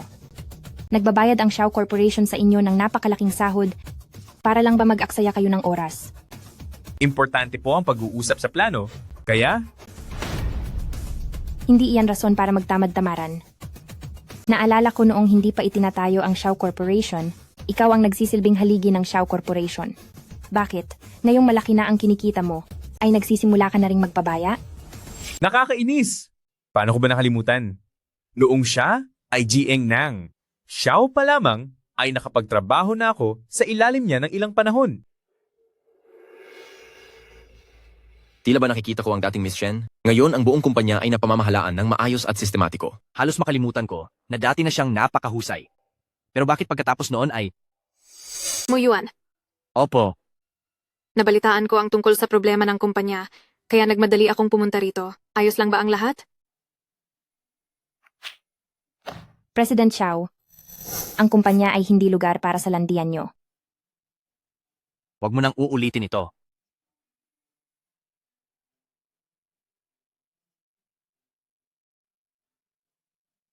Dahil sa pagkakamali sa panukalang ito, may naisip na ba kayong plano para rito? Oo, nag-utos na ako sa mga tauhan ko na magtrabaho buong magdamag. Ang oras ng pagpasa ay 8:00 ng umaga bukas. Mukhang hindi na ito aabot, di ba?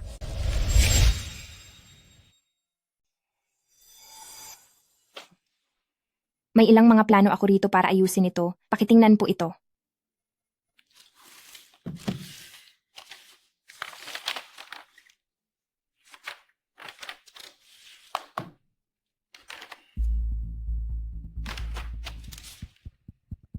Sa unang plano, kulang sa pondo. Sa pangalawang plano naman, kulang sa tao. At sa pangatlong plano, may kulang na halaga sa mga datos. President Shen, naiintindihan ko naman na kulang tayo sa oras, pero ang mga planong ito, sinuri mo ba itong mabuti? Shen Muyu, bakit kailangan mo pang magpanggap? Akala mo naman kung sino kang magaling, hindi naman pala. Pinapayuhan kita, bilisan mo nang ibigay ang posisyon bilang tagapamahala ng proyekto, huwag ka nang magpatawa sa iba. Gayunpaman, sa loob ng maikling panahon, nakagawa ka ng ganitong mga plano, aminado akong hindi iyan madaling gawin ng kahit sino. Muyuan. Xiao Muyuan. Ang mga problemang ito, siguradong mareresolba sa pamamagitan ng pamumuhunan, hindi ako naniniwalang hindi mo iyon nakikita. O alam ko na, nagiganti ka lang sa akin, dahil sa nangyari sa bahay, nung nasaktan kita.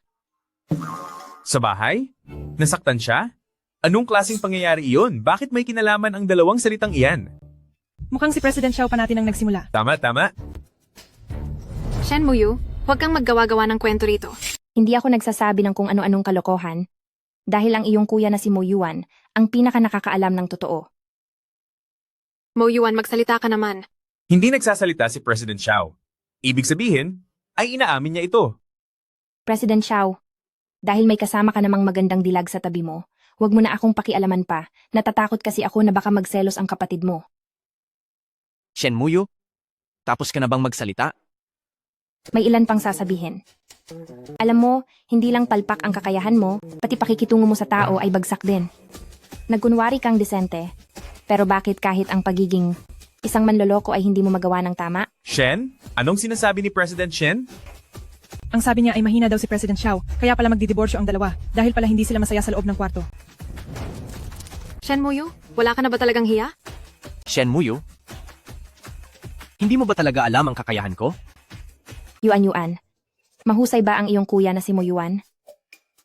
Muyuan, bakit sumasakay ka pa rin sa mga sinasabi niya?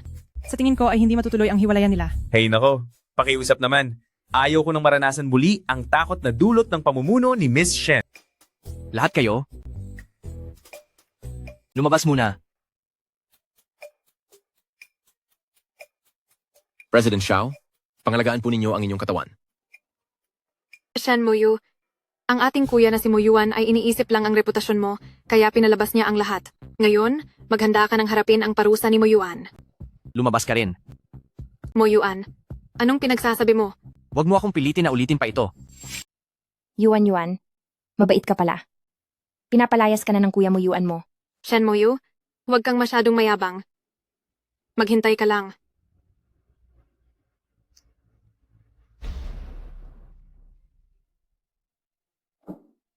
Dahil wala naman ng kailangang gawin, una na ako. Kung iniisip ni President Xiao na gumagawa lang ako ng kwento, Pwede niyong kausapin ang abogado ko. Matagal na siyang nagtatrabaho. Ikaw, Shen Moyu? Alam mo ba kung gaano kita kamahal sa galit? mabuti pang galit ka na lang sa akin dahil ganoon din ang nararamdaman ko sa'yo. Gusto kong makita. Kung sa huli, ay muli mo akong ipapakulong o ako ang magpaparusa sa lahat ng ginawa mo. Shen Moyu? Lumayas ka rito. Xiao Mo Yuan. May dalawang buhay na namamagitan sa atin. Sa tingin ko ay talagang nagbago ka na. Minsan, nag-aalinlangan pa ako kung ikaw pa ba yung mahiyaing bata na namumula habang nangangakong pakakasalan ako. Ikaw ba talaga iyon?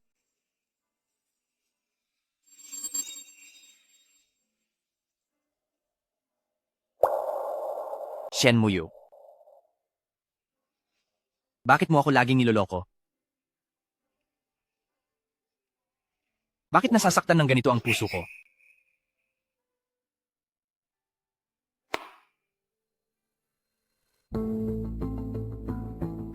Muyuan?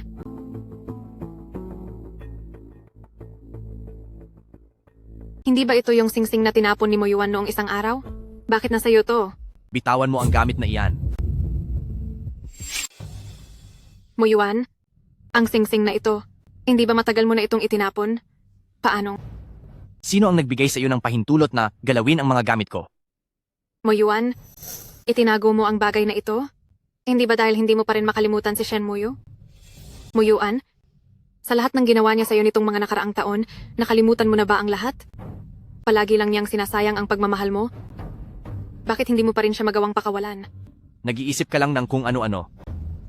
Itinago ko ito dahil lang sa kailangan ko ito. Muyuan, ganito mo ba siya kamahal? Kaya ganyan ka na lang kung mag-alala sa mga gamit niya? Eh paano naman ako? Nasaan na ang puwang ko sa buhay mo? Mula noong pinalayas siya, gaano ba kalaki ang atensyong ibinigay mo sa akin? Masyado ka lang nag-iisip? Paano naman ako mai-inlove sa kaniya? Mauna ka nang bumalik? Marami pa akong trabahong dapat tapusin.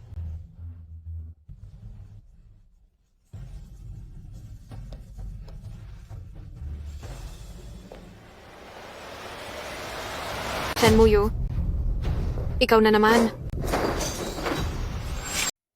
Yuan, ano ba itong ginagawa mo? Anong nangyari? Sinong umaway sa'yo? Auntie, hindi mo alam. Kanina, sobrang pinrotektahan ni Muyuan, si Shen Muyu. Ang walang hiya na babaeng iyon. Anong nangyari? Halika. Sabihin mo kay auntie. Si Shen Muyu, sa harap ng lahat kanina, ay binastos si Muyuan. Hindi lang basta hindi nagalit si Muyuan, pinalayas niya pa tayong lahat. Tapos nanatili siya sa conference room kasama si Shen Muyu nang napakatagal. Ano? Hindi lang iyon. Si Muyuan, kinuha niya pa ang singsing sa kasal nila ni Shen Muyu ng palihim at itinago itong mabuti. Hindi halata. Magaling din palang umakit ng lalaki ang Shen Muyu na iyan. Auntie, ano nang gagawin natin? Kapag ba ang brother Muyuan ay nahulog sa kanya, paano na ako? Huwag kang mag-alala. Ngayong weekend, magkakaroon ng dinner ang pamilya sa mansyon. Sa oras na iyon, sumama ka sa akin. Auntie, parang hindi maganda iyon. Paano kung sa oras na iyon ay malaman ni Muyuan at magalit siya? Hindi niya susubukan. Isang babaeng hamak at walang lugar sa lipunan, at siya pa ang iniisip niya, parang wala talaga siyang pinipili. Pagdating ng panahon, ay iaanunsyo ko sa harap ng lahat ang tunay mong pagkakakilanlan. Dahil tanging ikaw lang ang karapat-dapat na maging madam ng pamilyang Xiao.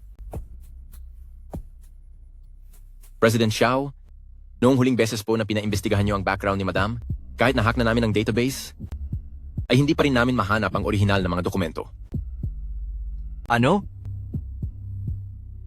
Hindi ba sapat ang pinakamataas na access ng Xiao Corporation? Kung ganoon ay ipagpatuloy ang pag-iimbestiga. Opo. Pero mayroon naman po kaming ibang natuklasan. Ang paternity test ni Madam ay may nagpalit sa kalagitnaan. Ano? Gumawa ka agad ng panibago ng palihim? Kailangang makita ko ang resulta. Kundi ang mga matatandang gumagawa ng program na iyan, ay parurusahan ko lahat. Masusunod po. Shen Muyu, Siguraduhin mong hindi mo ako niloloko.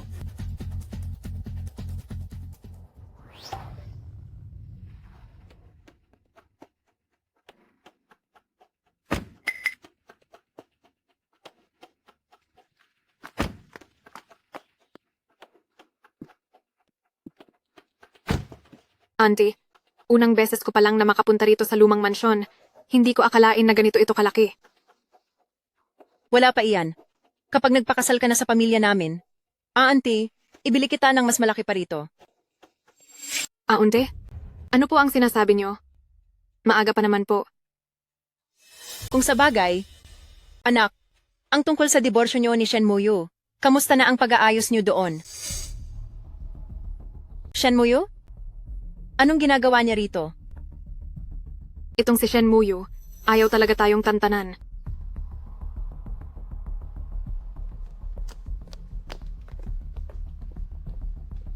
Uy, hindi ba si Miss Shen ito? Anong ginagawa mo rito sa mansyon ng mga Xiao? Bakit hindi ako pwedeng pumunta? Shen Muyu, wala ka na bang hiya? Hindi ba makikipaghiwalay ka na kay Kuya Muyuan? Bakit nagagawa mo pang magpakita rito? Sinabi mo na rin na balak pa lang. Ibig sabihin ay hindi pa nangyayari. Sa ngayon, ako pa rin ang legal na asawa ni pamilyang Xiao, kaya natural lang na tumayo ako rito. Samantalang ikaw, anong karapatan mong pumunta rito? Ang kabit na sumisira sa pamilya ng iba o ang mapagpanggap na mahal ni Xiao Muyuan? Huwag mo akong pilitin sa ganitong masayang araw na bigyan ka ng leksyon. Sige, alam ko na. Ayaw mong makipagdiborsyo dahil sa mga ari-arian ng pamilyang Xiao na pinag-iinteresan mo. Muyuan, narinig mo ba yon? Masyadong halata ang pakay ng babaeng ito. Pera mo lang ang habol niya at isipin mong naging mabuti ka pa sa kanya noon. Bahala na kayo sa kung anong sasabihin nyo. Sinabi ko bang pwede ka nang umalis? Sa tingin mo ba ay bahay mo ito? Papasok ka kung kailan mo gusto? At aalis ka kung kailan mo gusto? Sinasabi ko sa iyo, hanggat narito ako, ngayong araw, huwag kang aasang makakatapak ka sa pintuan na ito. Muyu, hindi sa pinaparinggan kita. Pero party ito ng pamilyang Xiao ngayon. Makikipagdiborsyo ka na kay Muyuan, tapos ay pilit ka pa rin nagpupunta rito. Hindi ba nakakalito yung ginagawa mo? At nagmumukha ka lang katawa-tawa? Nga pala, nakatanggap ka ba ng imbitasyon?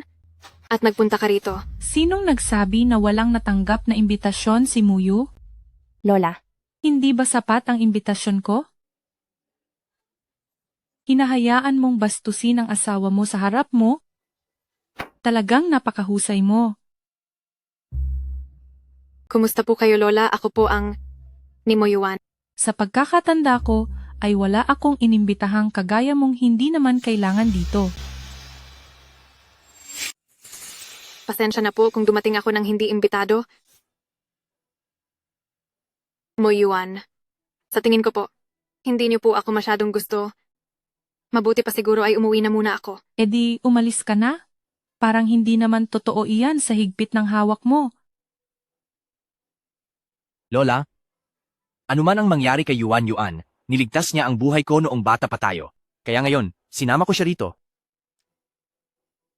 Mabait ang kalooban niya, hindi tulad ng ibang tao diyan na madaya at buong araw na nagpapa-impress sa harap ng matatanda.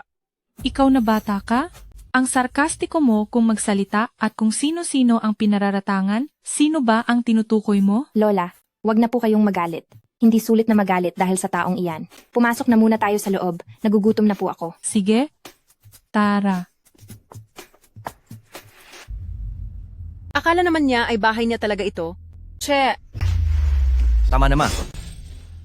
Salo-salo ito ng pamilya, huwag nating gawing nakakahiya ang sitwasyon. Pasok na kayo.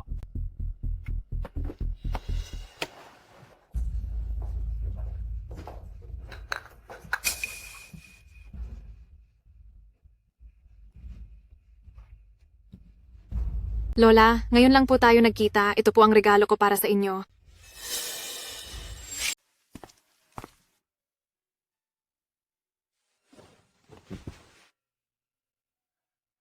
Lola, ikinalulugod ko po kayong makilala. Ito po ang munting regalo ko para sa inyo. hay nako, Napakagalang talaga nitong si Yuan Yuan. Iba talaga kapag pinalaking may pinag-aralan at maayos na pamilya. Tinuruan ng kagandahang asal bata pa lang, ang pagpapalaki ay talagang iba kumpara sa ibang tao diyan. Hindi ko akalain na may pupunta rito ng walang dala. Tama po kayo, Lola. Nabalitaan ko po kay Auntie na mahilig po kayo sa mga antique. Kaya ito po ang binili ko mula sa antique market para sa inyo, isang Jade Dragon bracelet. Sana po ay magustuhan nyo. Nagkataon lang po, Lola. Ang binili ko po para sa inyo ay isa ring Jade Dragon bracelet.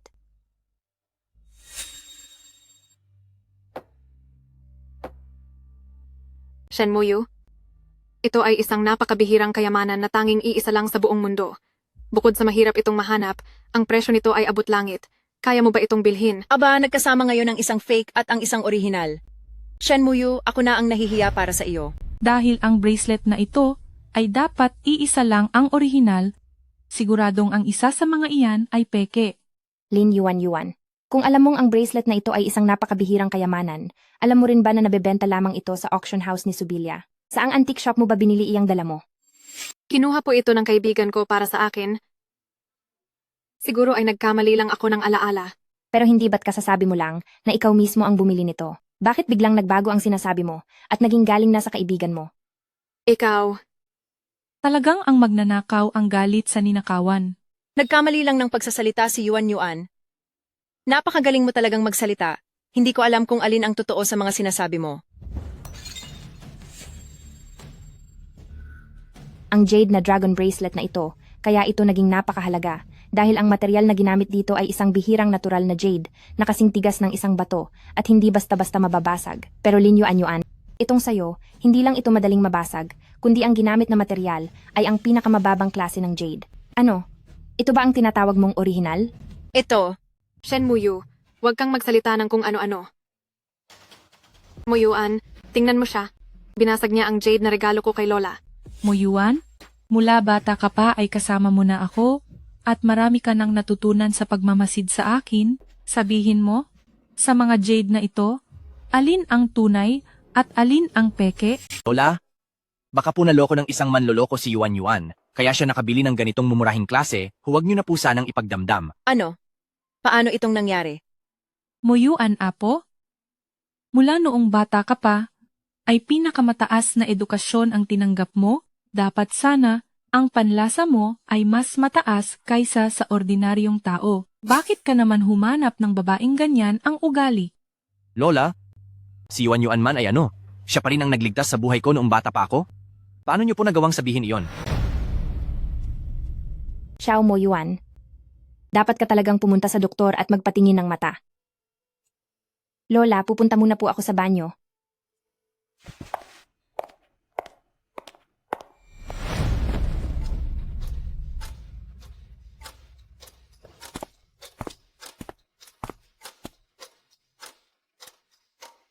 Auntie, ano na po ang gagawin natin?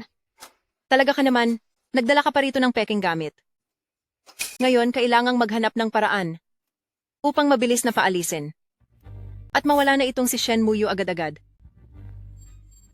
Meron na!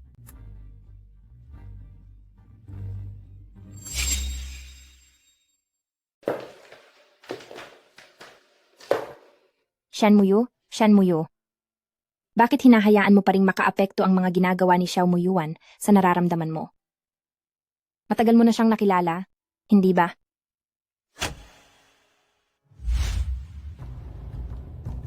Ma, huwag kang magpapalinlang sa masamang babaeng si Shenmuyu. Tingnan mo ang estado niya, napaka-ordinaryo. Mukha ba siyang makakabili ng mamahaling pulseras? Iyang pulseras na iyan, hindi natin alam kung kaninong mga lalaki niya iyan nakuha sa masamang paraan. Tumahimik ka. Kung anong klase ang pagkatao ni Muyu, ay alam na alam ko, kaya hindi ko kailangan na magsalita ka pa ng kung ano-ano sa harapan ko. Ma, kayo naman. Bakit namatay ang mga ilaw? Naku, takot sa dilim si Shenmuyu. Tulungan niyo ako. Tulungan niyo ako.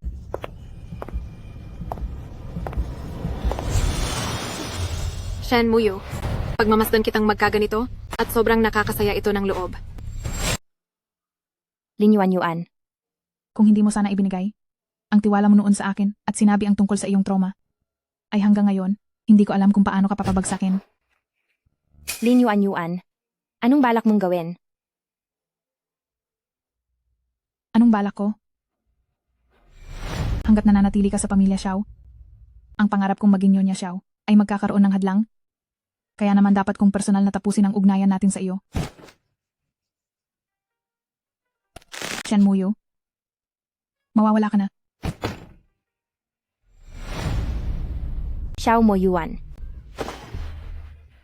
Muyo, sinubukan naman kitang tulungan ng maayos. Paano mo nagawa ito? Shen Muyo, hintayin mong magbayad ka sa lahat ng kasalanan mo. Shen Muyu, nasaan ka?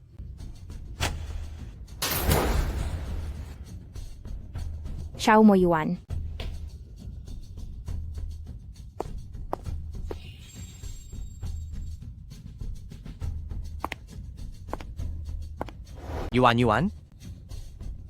Yuan? Yuan? Ayos ka lang ba?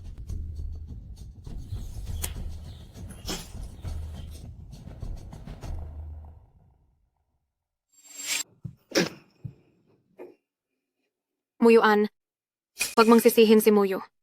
Kung ako ang nasa kalagayan niya, at makita ang dati kong asawa sa mismong harapan ko na ipinagtatanggol ang ibang babae, masasaktan din ako. Shen Muyu, kailan ka ba titigil sa panggugulo mo? Kapag may nangyaring masama kay Yuan, talagang pagbabayarin kita. Xiao Mo Yuan. May claustrophobia ako. Hindi man lang ako makagalaw. Paano ko pa siya maitutulak? Nakalimutan mo na ba? Muyu, ang ibig mo bang sabihin ay isinama kitang mahulog sa hagdan? Bakit ko naman itataya ang sarili kong buhay para lang sa isang biro? Xiao Mo Yuan. Hindi mo ba nakikitang nahihirapan na ako? Hindi ka pa papagod sa pag-arte mo? Ginusto mo ang lahat ng nangyayari sa iyo.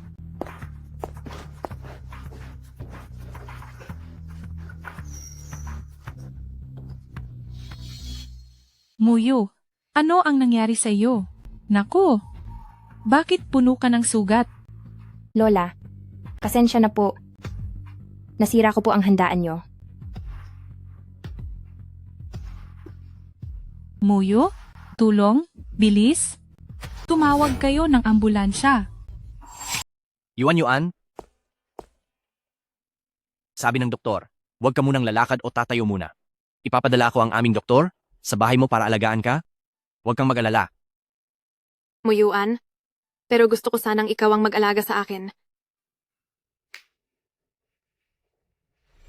Lumalampas na ba ako sa limitasyon ko? Tutukan, tandaan na tayong dalawa ay walang anumang ugnayan.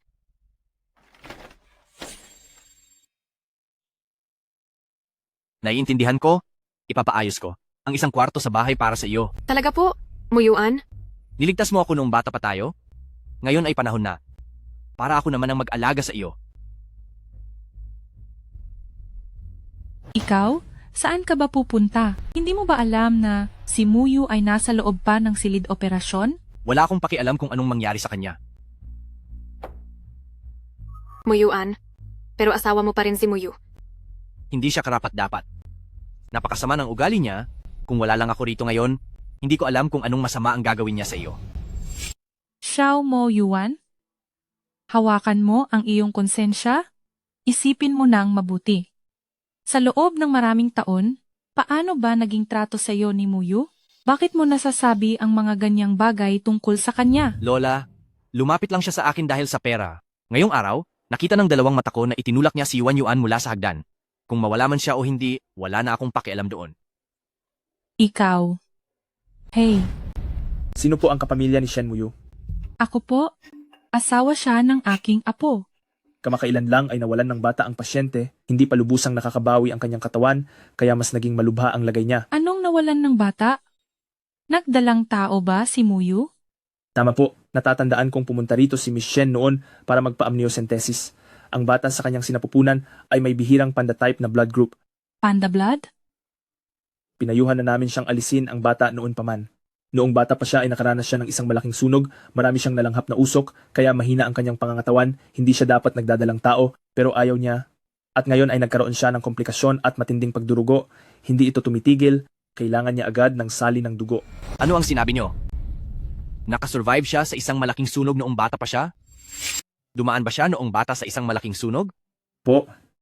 Tinatanong kita, noong bata ba siya ay dumanas siya ng matinding sunog? Kumalam ka muna. Bakit mo ba pinahihirapan ng doktor? Hindi ko akalain na si Muyu pala ay gaya mo rin noong bata, pareho kayong dumanas ng sunog. Muyuan, medyo masakit ang ulo ko. Doon sa duming na singhot niya, meron bang mga kimikal na kasama? Muyuan, Tumahimik ka. Opo. Noong tinitingnan namin ang kasaysayan ng sakit ni Miss Shen, napansin namin na dati na siyang nakalanghap ng mga lason sa isang planta at nagpalinis siya sa ospital. Kaya naman, kailangan itong bantayan ng mabuti. Ang lugar kung saan kami nagkita ng batang babae na iyon noong bata pa kami ay sa loob mismo ng isang planta. Paano magkakaroon ng ganito karaming pagkakataon? Diyos ko, bakit ang malas naman ng batang ito? Miss Lynn, naiwan po ninyo ang inyong ulat medikal.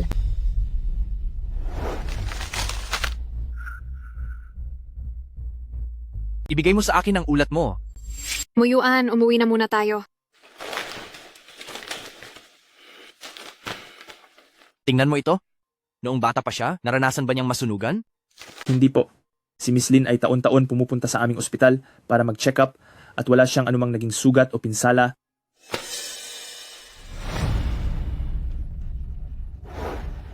Hindi ba't sabi mo, ikaw yung batang babae sa nasunog na lugar noon? Ngayon, paano mo ito ipapaliwanag? Hindi totoo yan, Muyuan, ang resultang ito sa report. Siguradong nagkamali lang, ako talaga ang taong yon noong bata.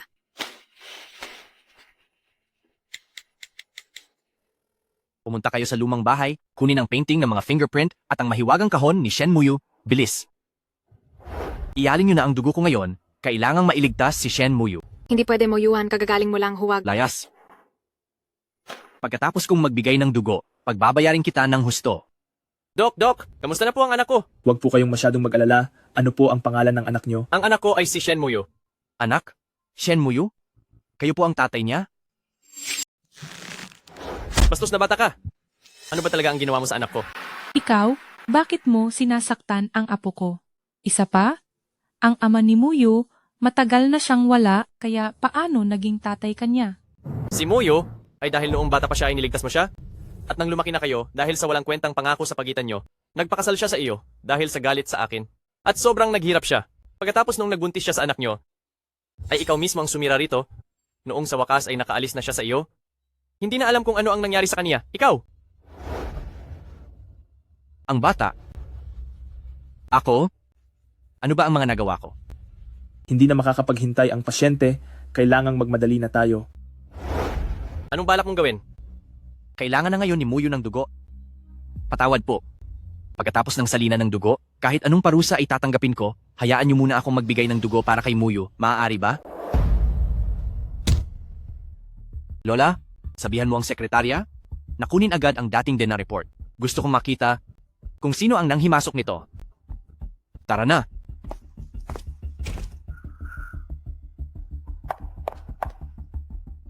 Kamusta ka? Yuan. Ayos lang po ako, auntie. Pero, Aba, hindi ba't ito yung dating karelasyon ni Shen Muyu? Masyado siyang maalaga. Na kapag may nangyaring masama, nagmamadali agad siyang pumunta rito. Huwag kang magsalita ng kung ano-ano. Siya ang tatay ni Muyu. Alam ko, siya ang mayamang backer niya. Ikaw siguro ang masamang biyanan na nanakit kay Muyu. Oo, bakit? Anong gagawin mo?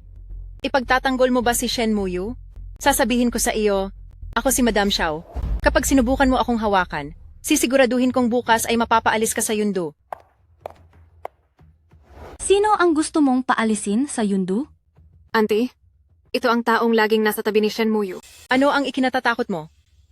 Sa buong Yundu, bukod sa pinakamayamang pamilya, sino ang may lakas ng loob na kumalaban sa pamilyang Xiao natin? Talaga? Dilat matang tingnan mo kung... Sino talaga ako? Ito? Hindi ba ito ang eksklusibong lapat na tanda ng pinakamayamang pamilya? Siya pala ang pinakamakapangyarihang tao sa Yundu, ang namumuno ng Yulong Group. Paano itong naging posible? Sugod. Parusahan ang lahat ng naglakas loob na bastusin ang aking amo. Ano bang balak nyo? Bitawan nyo ako. Bitawan nyo ako. Muyuan, kamusta? Maayos ka lang ba? Binigyan ko na ng dugo si Muyo. Sabi ng doktor, ginagawa pa ang lahat para iligtas siya. Moyuan, bilisan mo. Utusan mo silang bitawan kami. Tinalo nila ang mama mo at si Yuan Yuan. Huwag mong kakalimutan, noong bata pa si Yuan Yuan. Sino ang nagbigay sa inyo ng lakas ng loob na lokohin ako? Muyuan, pakinggan mo ang paliwanag ko. Wala lang akong magagawa noon. Oo nga pala, ideya itong lahat ng auntie. Ginawa ko lang iyon dahil mahal na mahal kita. Anong ibig mong sabihin dyan? Moyuan. Tama na. Ang lahat ng mga nangyari, alam ko na ang lahat. Winakasan niyo ang buhay ng tatay ni Shen Muyo at binalak niyo pang saktan si Shen Muyo. Ano ba talaga ang gusto niyong mangyari? Tama na. Ayaw ko nang makinig sa inyong pamilya at sa pagpapanggap nyo. Ilayo silang lahat dito. Moyuan, para ito sa ikabubuti mo. Moyuan. Moyuan. Moyuan. Moyo. Moyo. Iniisip ko na sa oras na magising ang anak ko, ang huling taong gusto niyang makita ay ikaw.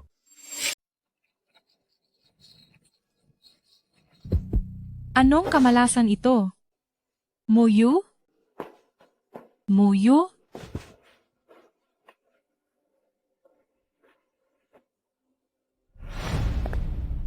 President Xiao, ang kahon ng kayamanan at mga painting na hinihingi mo.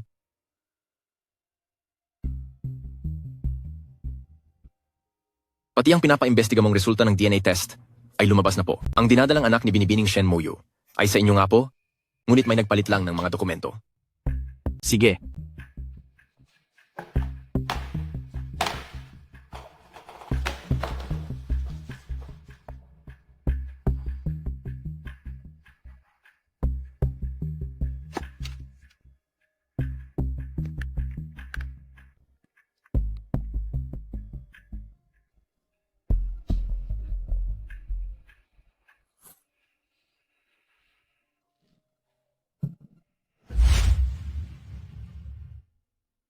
May utos ang amo.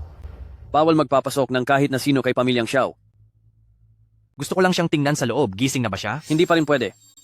Hindi ko talaga alam kung paano mo pa nakuha ang kapal ng mukha na lumapit pa muli sa aming binibini. Umalis ka na agad? Ayaw ka nang makita ng anak ko. Muyo, gising na ba siya? Gising na ba siya? Wala kang karapatang malaman. Bumalik ka na agad sa iyong Xiao Corporation. Kung hindi lang dahil kay Muyo ay hindi ako pumayag na sirain ang iyong karera ng tuluyan. Ang iyong Xiao Corporation ay matagal na sanang naglaho sa Yundo. Buksan niyo po ang pinto. Sisilip lang po ako sa kanya sa pintuan. Hindi mo ba maintindihan ang sinasabi ko? Ano po ba? Sabi ng anak ko, ayaw ka na niyang makita. Sinaktan mo siya ng husto at ngayong alam mo na ang katotohanan. Ay may lakas ka pa ng loob na pumunta rito? Sino ka sa tingin mo? Ha? Sinasabi ko sa iyo, sa kabutihang palad, kung hindi kami nakarating agad sa kulungan, ang anak ko ay maaring parusahan ng malala ng mga taong inutusan mo. Nawala na sana siya. Alam mo ba iyon? Hindi po. Hindi po ganoon. Gusto ko lang. Nagdadahilan ka pa rin? Umalis ka na rito. Ang malas mong makita. Hoy, anong ginagawa mo? Kahit isang tingin lang po, hayaan mo po akong makita siya. Kahit isang beses lang. Xiao Moyuan. Hindi ka pa ba napapagod sa ginagawa mo? Muyo? Gising ka na pala. Anak ko, mahina pa ang iyong katawan. Bakit lumabas ka na agad? Pa, ayos lang po ako.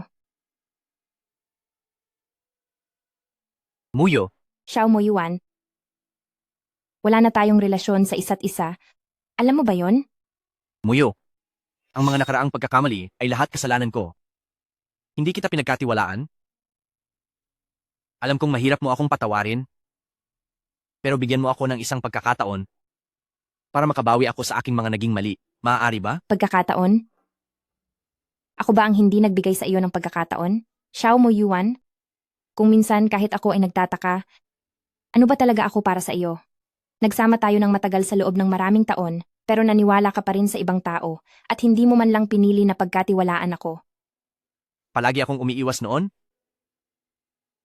Pero ang totoo, matagal na kitang mahal. Ang kaso, akala ko ay hindi ka para sa akin. At ngayong alam mo na, anong magagawa niyan? Kahit pa mabayaran mo pa ang sakit na idinulot mo sa akin, maibabalik mo ba ang aking ama o ang aking bata sa loob ng sinapupunan ko? Bumalik muna tayo. Muyo, Xiao Mo Yuan. Umalis ka na. Noong bata pa, nailigtas mo ang buhay ko, at ang alok kong kasal bilang pasasalamat ay isa lamang pala maling pangarap sa ating dalawa. Huwag na nating ipilit ang hindi talaga para sa atin.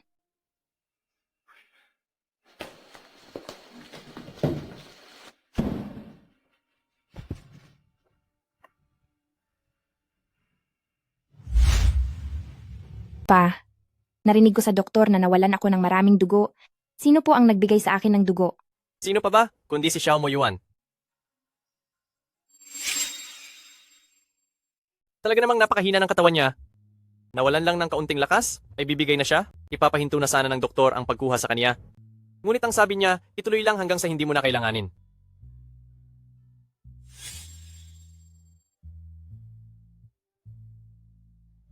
Sige na, huwag mo na masyadong isipin yan. Lahat ng ito ay utang niya sa'yo. Magpahinga ka ng mabuti.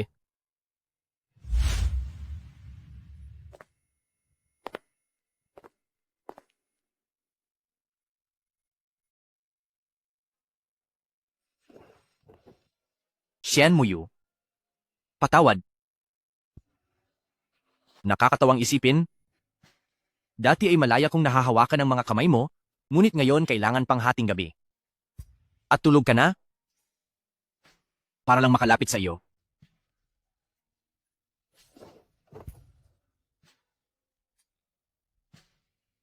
Patawad at nasaktan ka ng husto? Dapat ay pinigilan ko si Mama at si Lin Yuan Yuan nang itulak nila si Tito sa hagdan. Alam ko na ang lahat ng ito ay nagdulot sa iyo ng matinding hirap. Pero alam mo ba? Ang taong nagpakulong sa iyo ay hindi ako. Kung alam ko lang, nagagawan kanila ng masama, pipigilan ko talaga sila.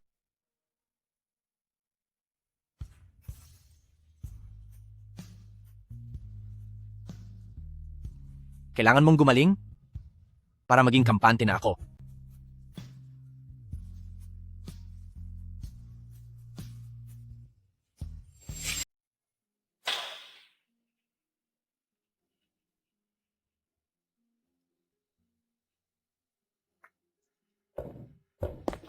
President Xiao, bakit po kayo napunta rito? Nag-aalala na po kami sa paghahanap sa inyo. Sabihin mo sa akin, ano ang dapat kong gawin para patawarin ako ni Shen Muyo? President Xiao, kung gusto niyo pong manuyo, kailangan niyo muna alagaan ang inyong katawan. Tsaka po, kasalukuyan po tayong nakikipagtulungan sa Yulong Group. Kung may mangyari man po sa inyong masama, hindi po ba ito magdadala ng problema kay ma'am? Tama ka? Hindi ako pwedeng magbigay ng problema kay Muyo ngayon. Tawagan mo ang doktor. Palagyan mo ako ng swero? Opo, sige po.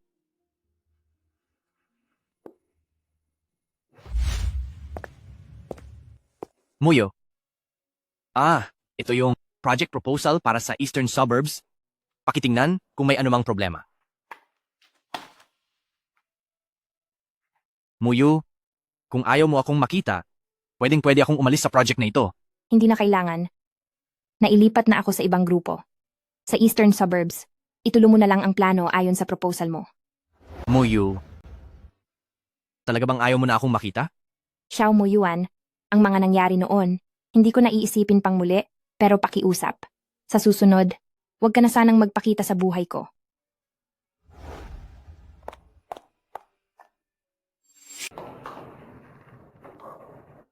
Eldest Miss, nakikita ko pong mukhang tapat naman si President Xiao. Talaga po bang tatapusin niyo na ang sa inyong dalawa? Tapos na kami. At ito na ang pinakamagandang kahihinatnan nito. Sige po. Tara na. Sandali lang po, madam. Ano po kasi? Ano bang ginagawa niyo? Hi. Mahalaga pa rin ang pinagsamahan niyo bilang mag-asawa. Patawarin niyo na po ang aming si President Xiao. Ha? Muyo?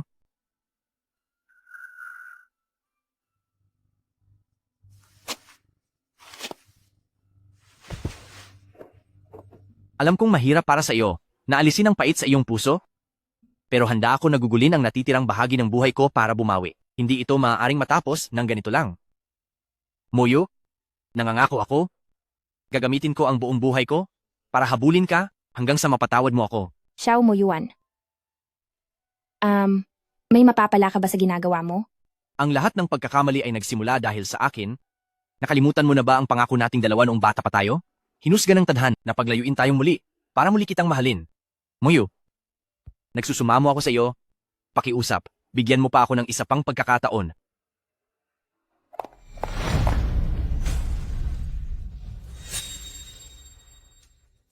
Shen Muyu, pagbabayarin kita. Muyo. President Xiao, Ano pang tinitingnan niyo riyan? Hulihin niyo siya.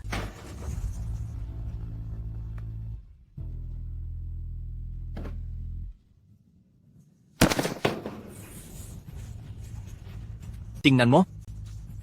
Ako, sabi ko naman sa iyo, poprotektahan kita. Xiao Moyuan. Xiao Moyuan, gumising ka. Huwag mo akong takutin.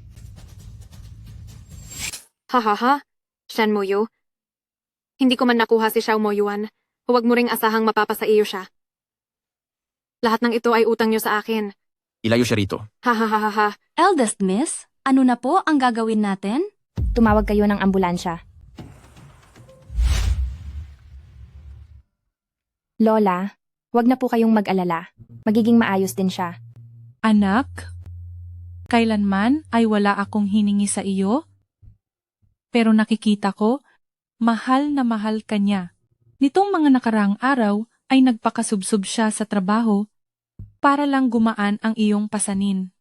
Nung ayaw mo siyang makita, buong gabi siyang hindi makatulog, nakatitig lang sa larawan mo. Ngayon, hinayaan niya ang sarili sa ganitong kalagayan para lang mawala ang galit sa puso mo. Kahit ang sarili niyang ina ay ipinasana niya sa mga awtoridad at hindi na siya nakialam pa. Para lang makita ka kahit sandali, sa ilalim ng ulan ay lumuhod siya ng buong magdamag. Makuha lang ang patawad ng iyong ama. Sa loob ng maraming taon, kayong dalawa, saksi ako sa lahat ng pinagdaanan niyo. Kung nasa puso mo ba si Moyuan, ikaw lang ang nakakaalam niyan. Anak, gumaling ka na agad. Hindi ba sabi mo, susubukan mo pang muli na bawiin ang aking apo? Gumising ka na, anak. Lola, tahan na po. Magpahinga muna kayo sa loob. Siya, ako na ang magbabantay sa kanya. Sige.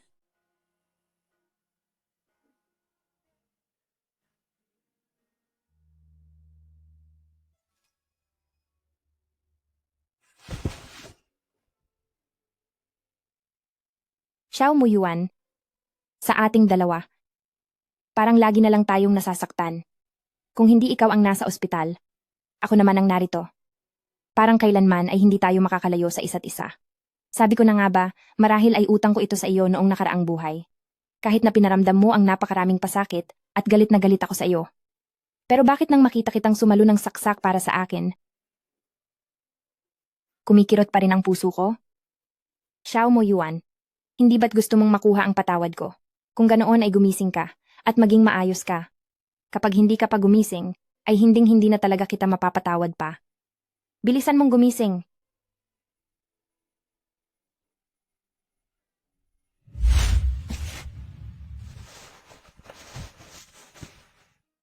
Yan ang sabi mo.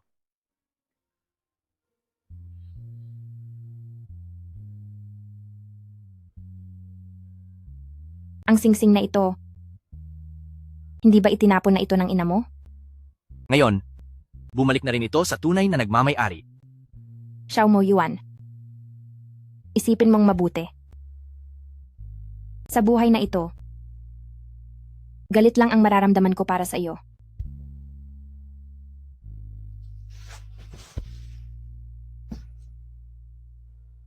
Shen Muyu, sinabi ko na sa iyo, gagamitin ko ang susunod na buhay at ang mga susunod pa para suyuin ka. Nasuyuin kang muli? Shen Muyu. Sige.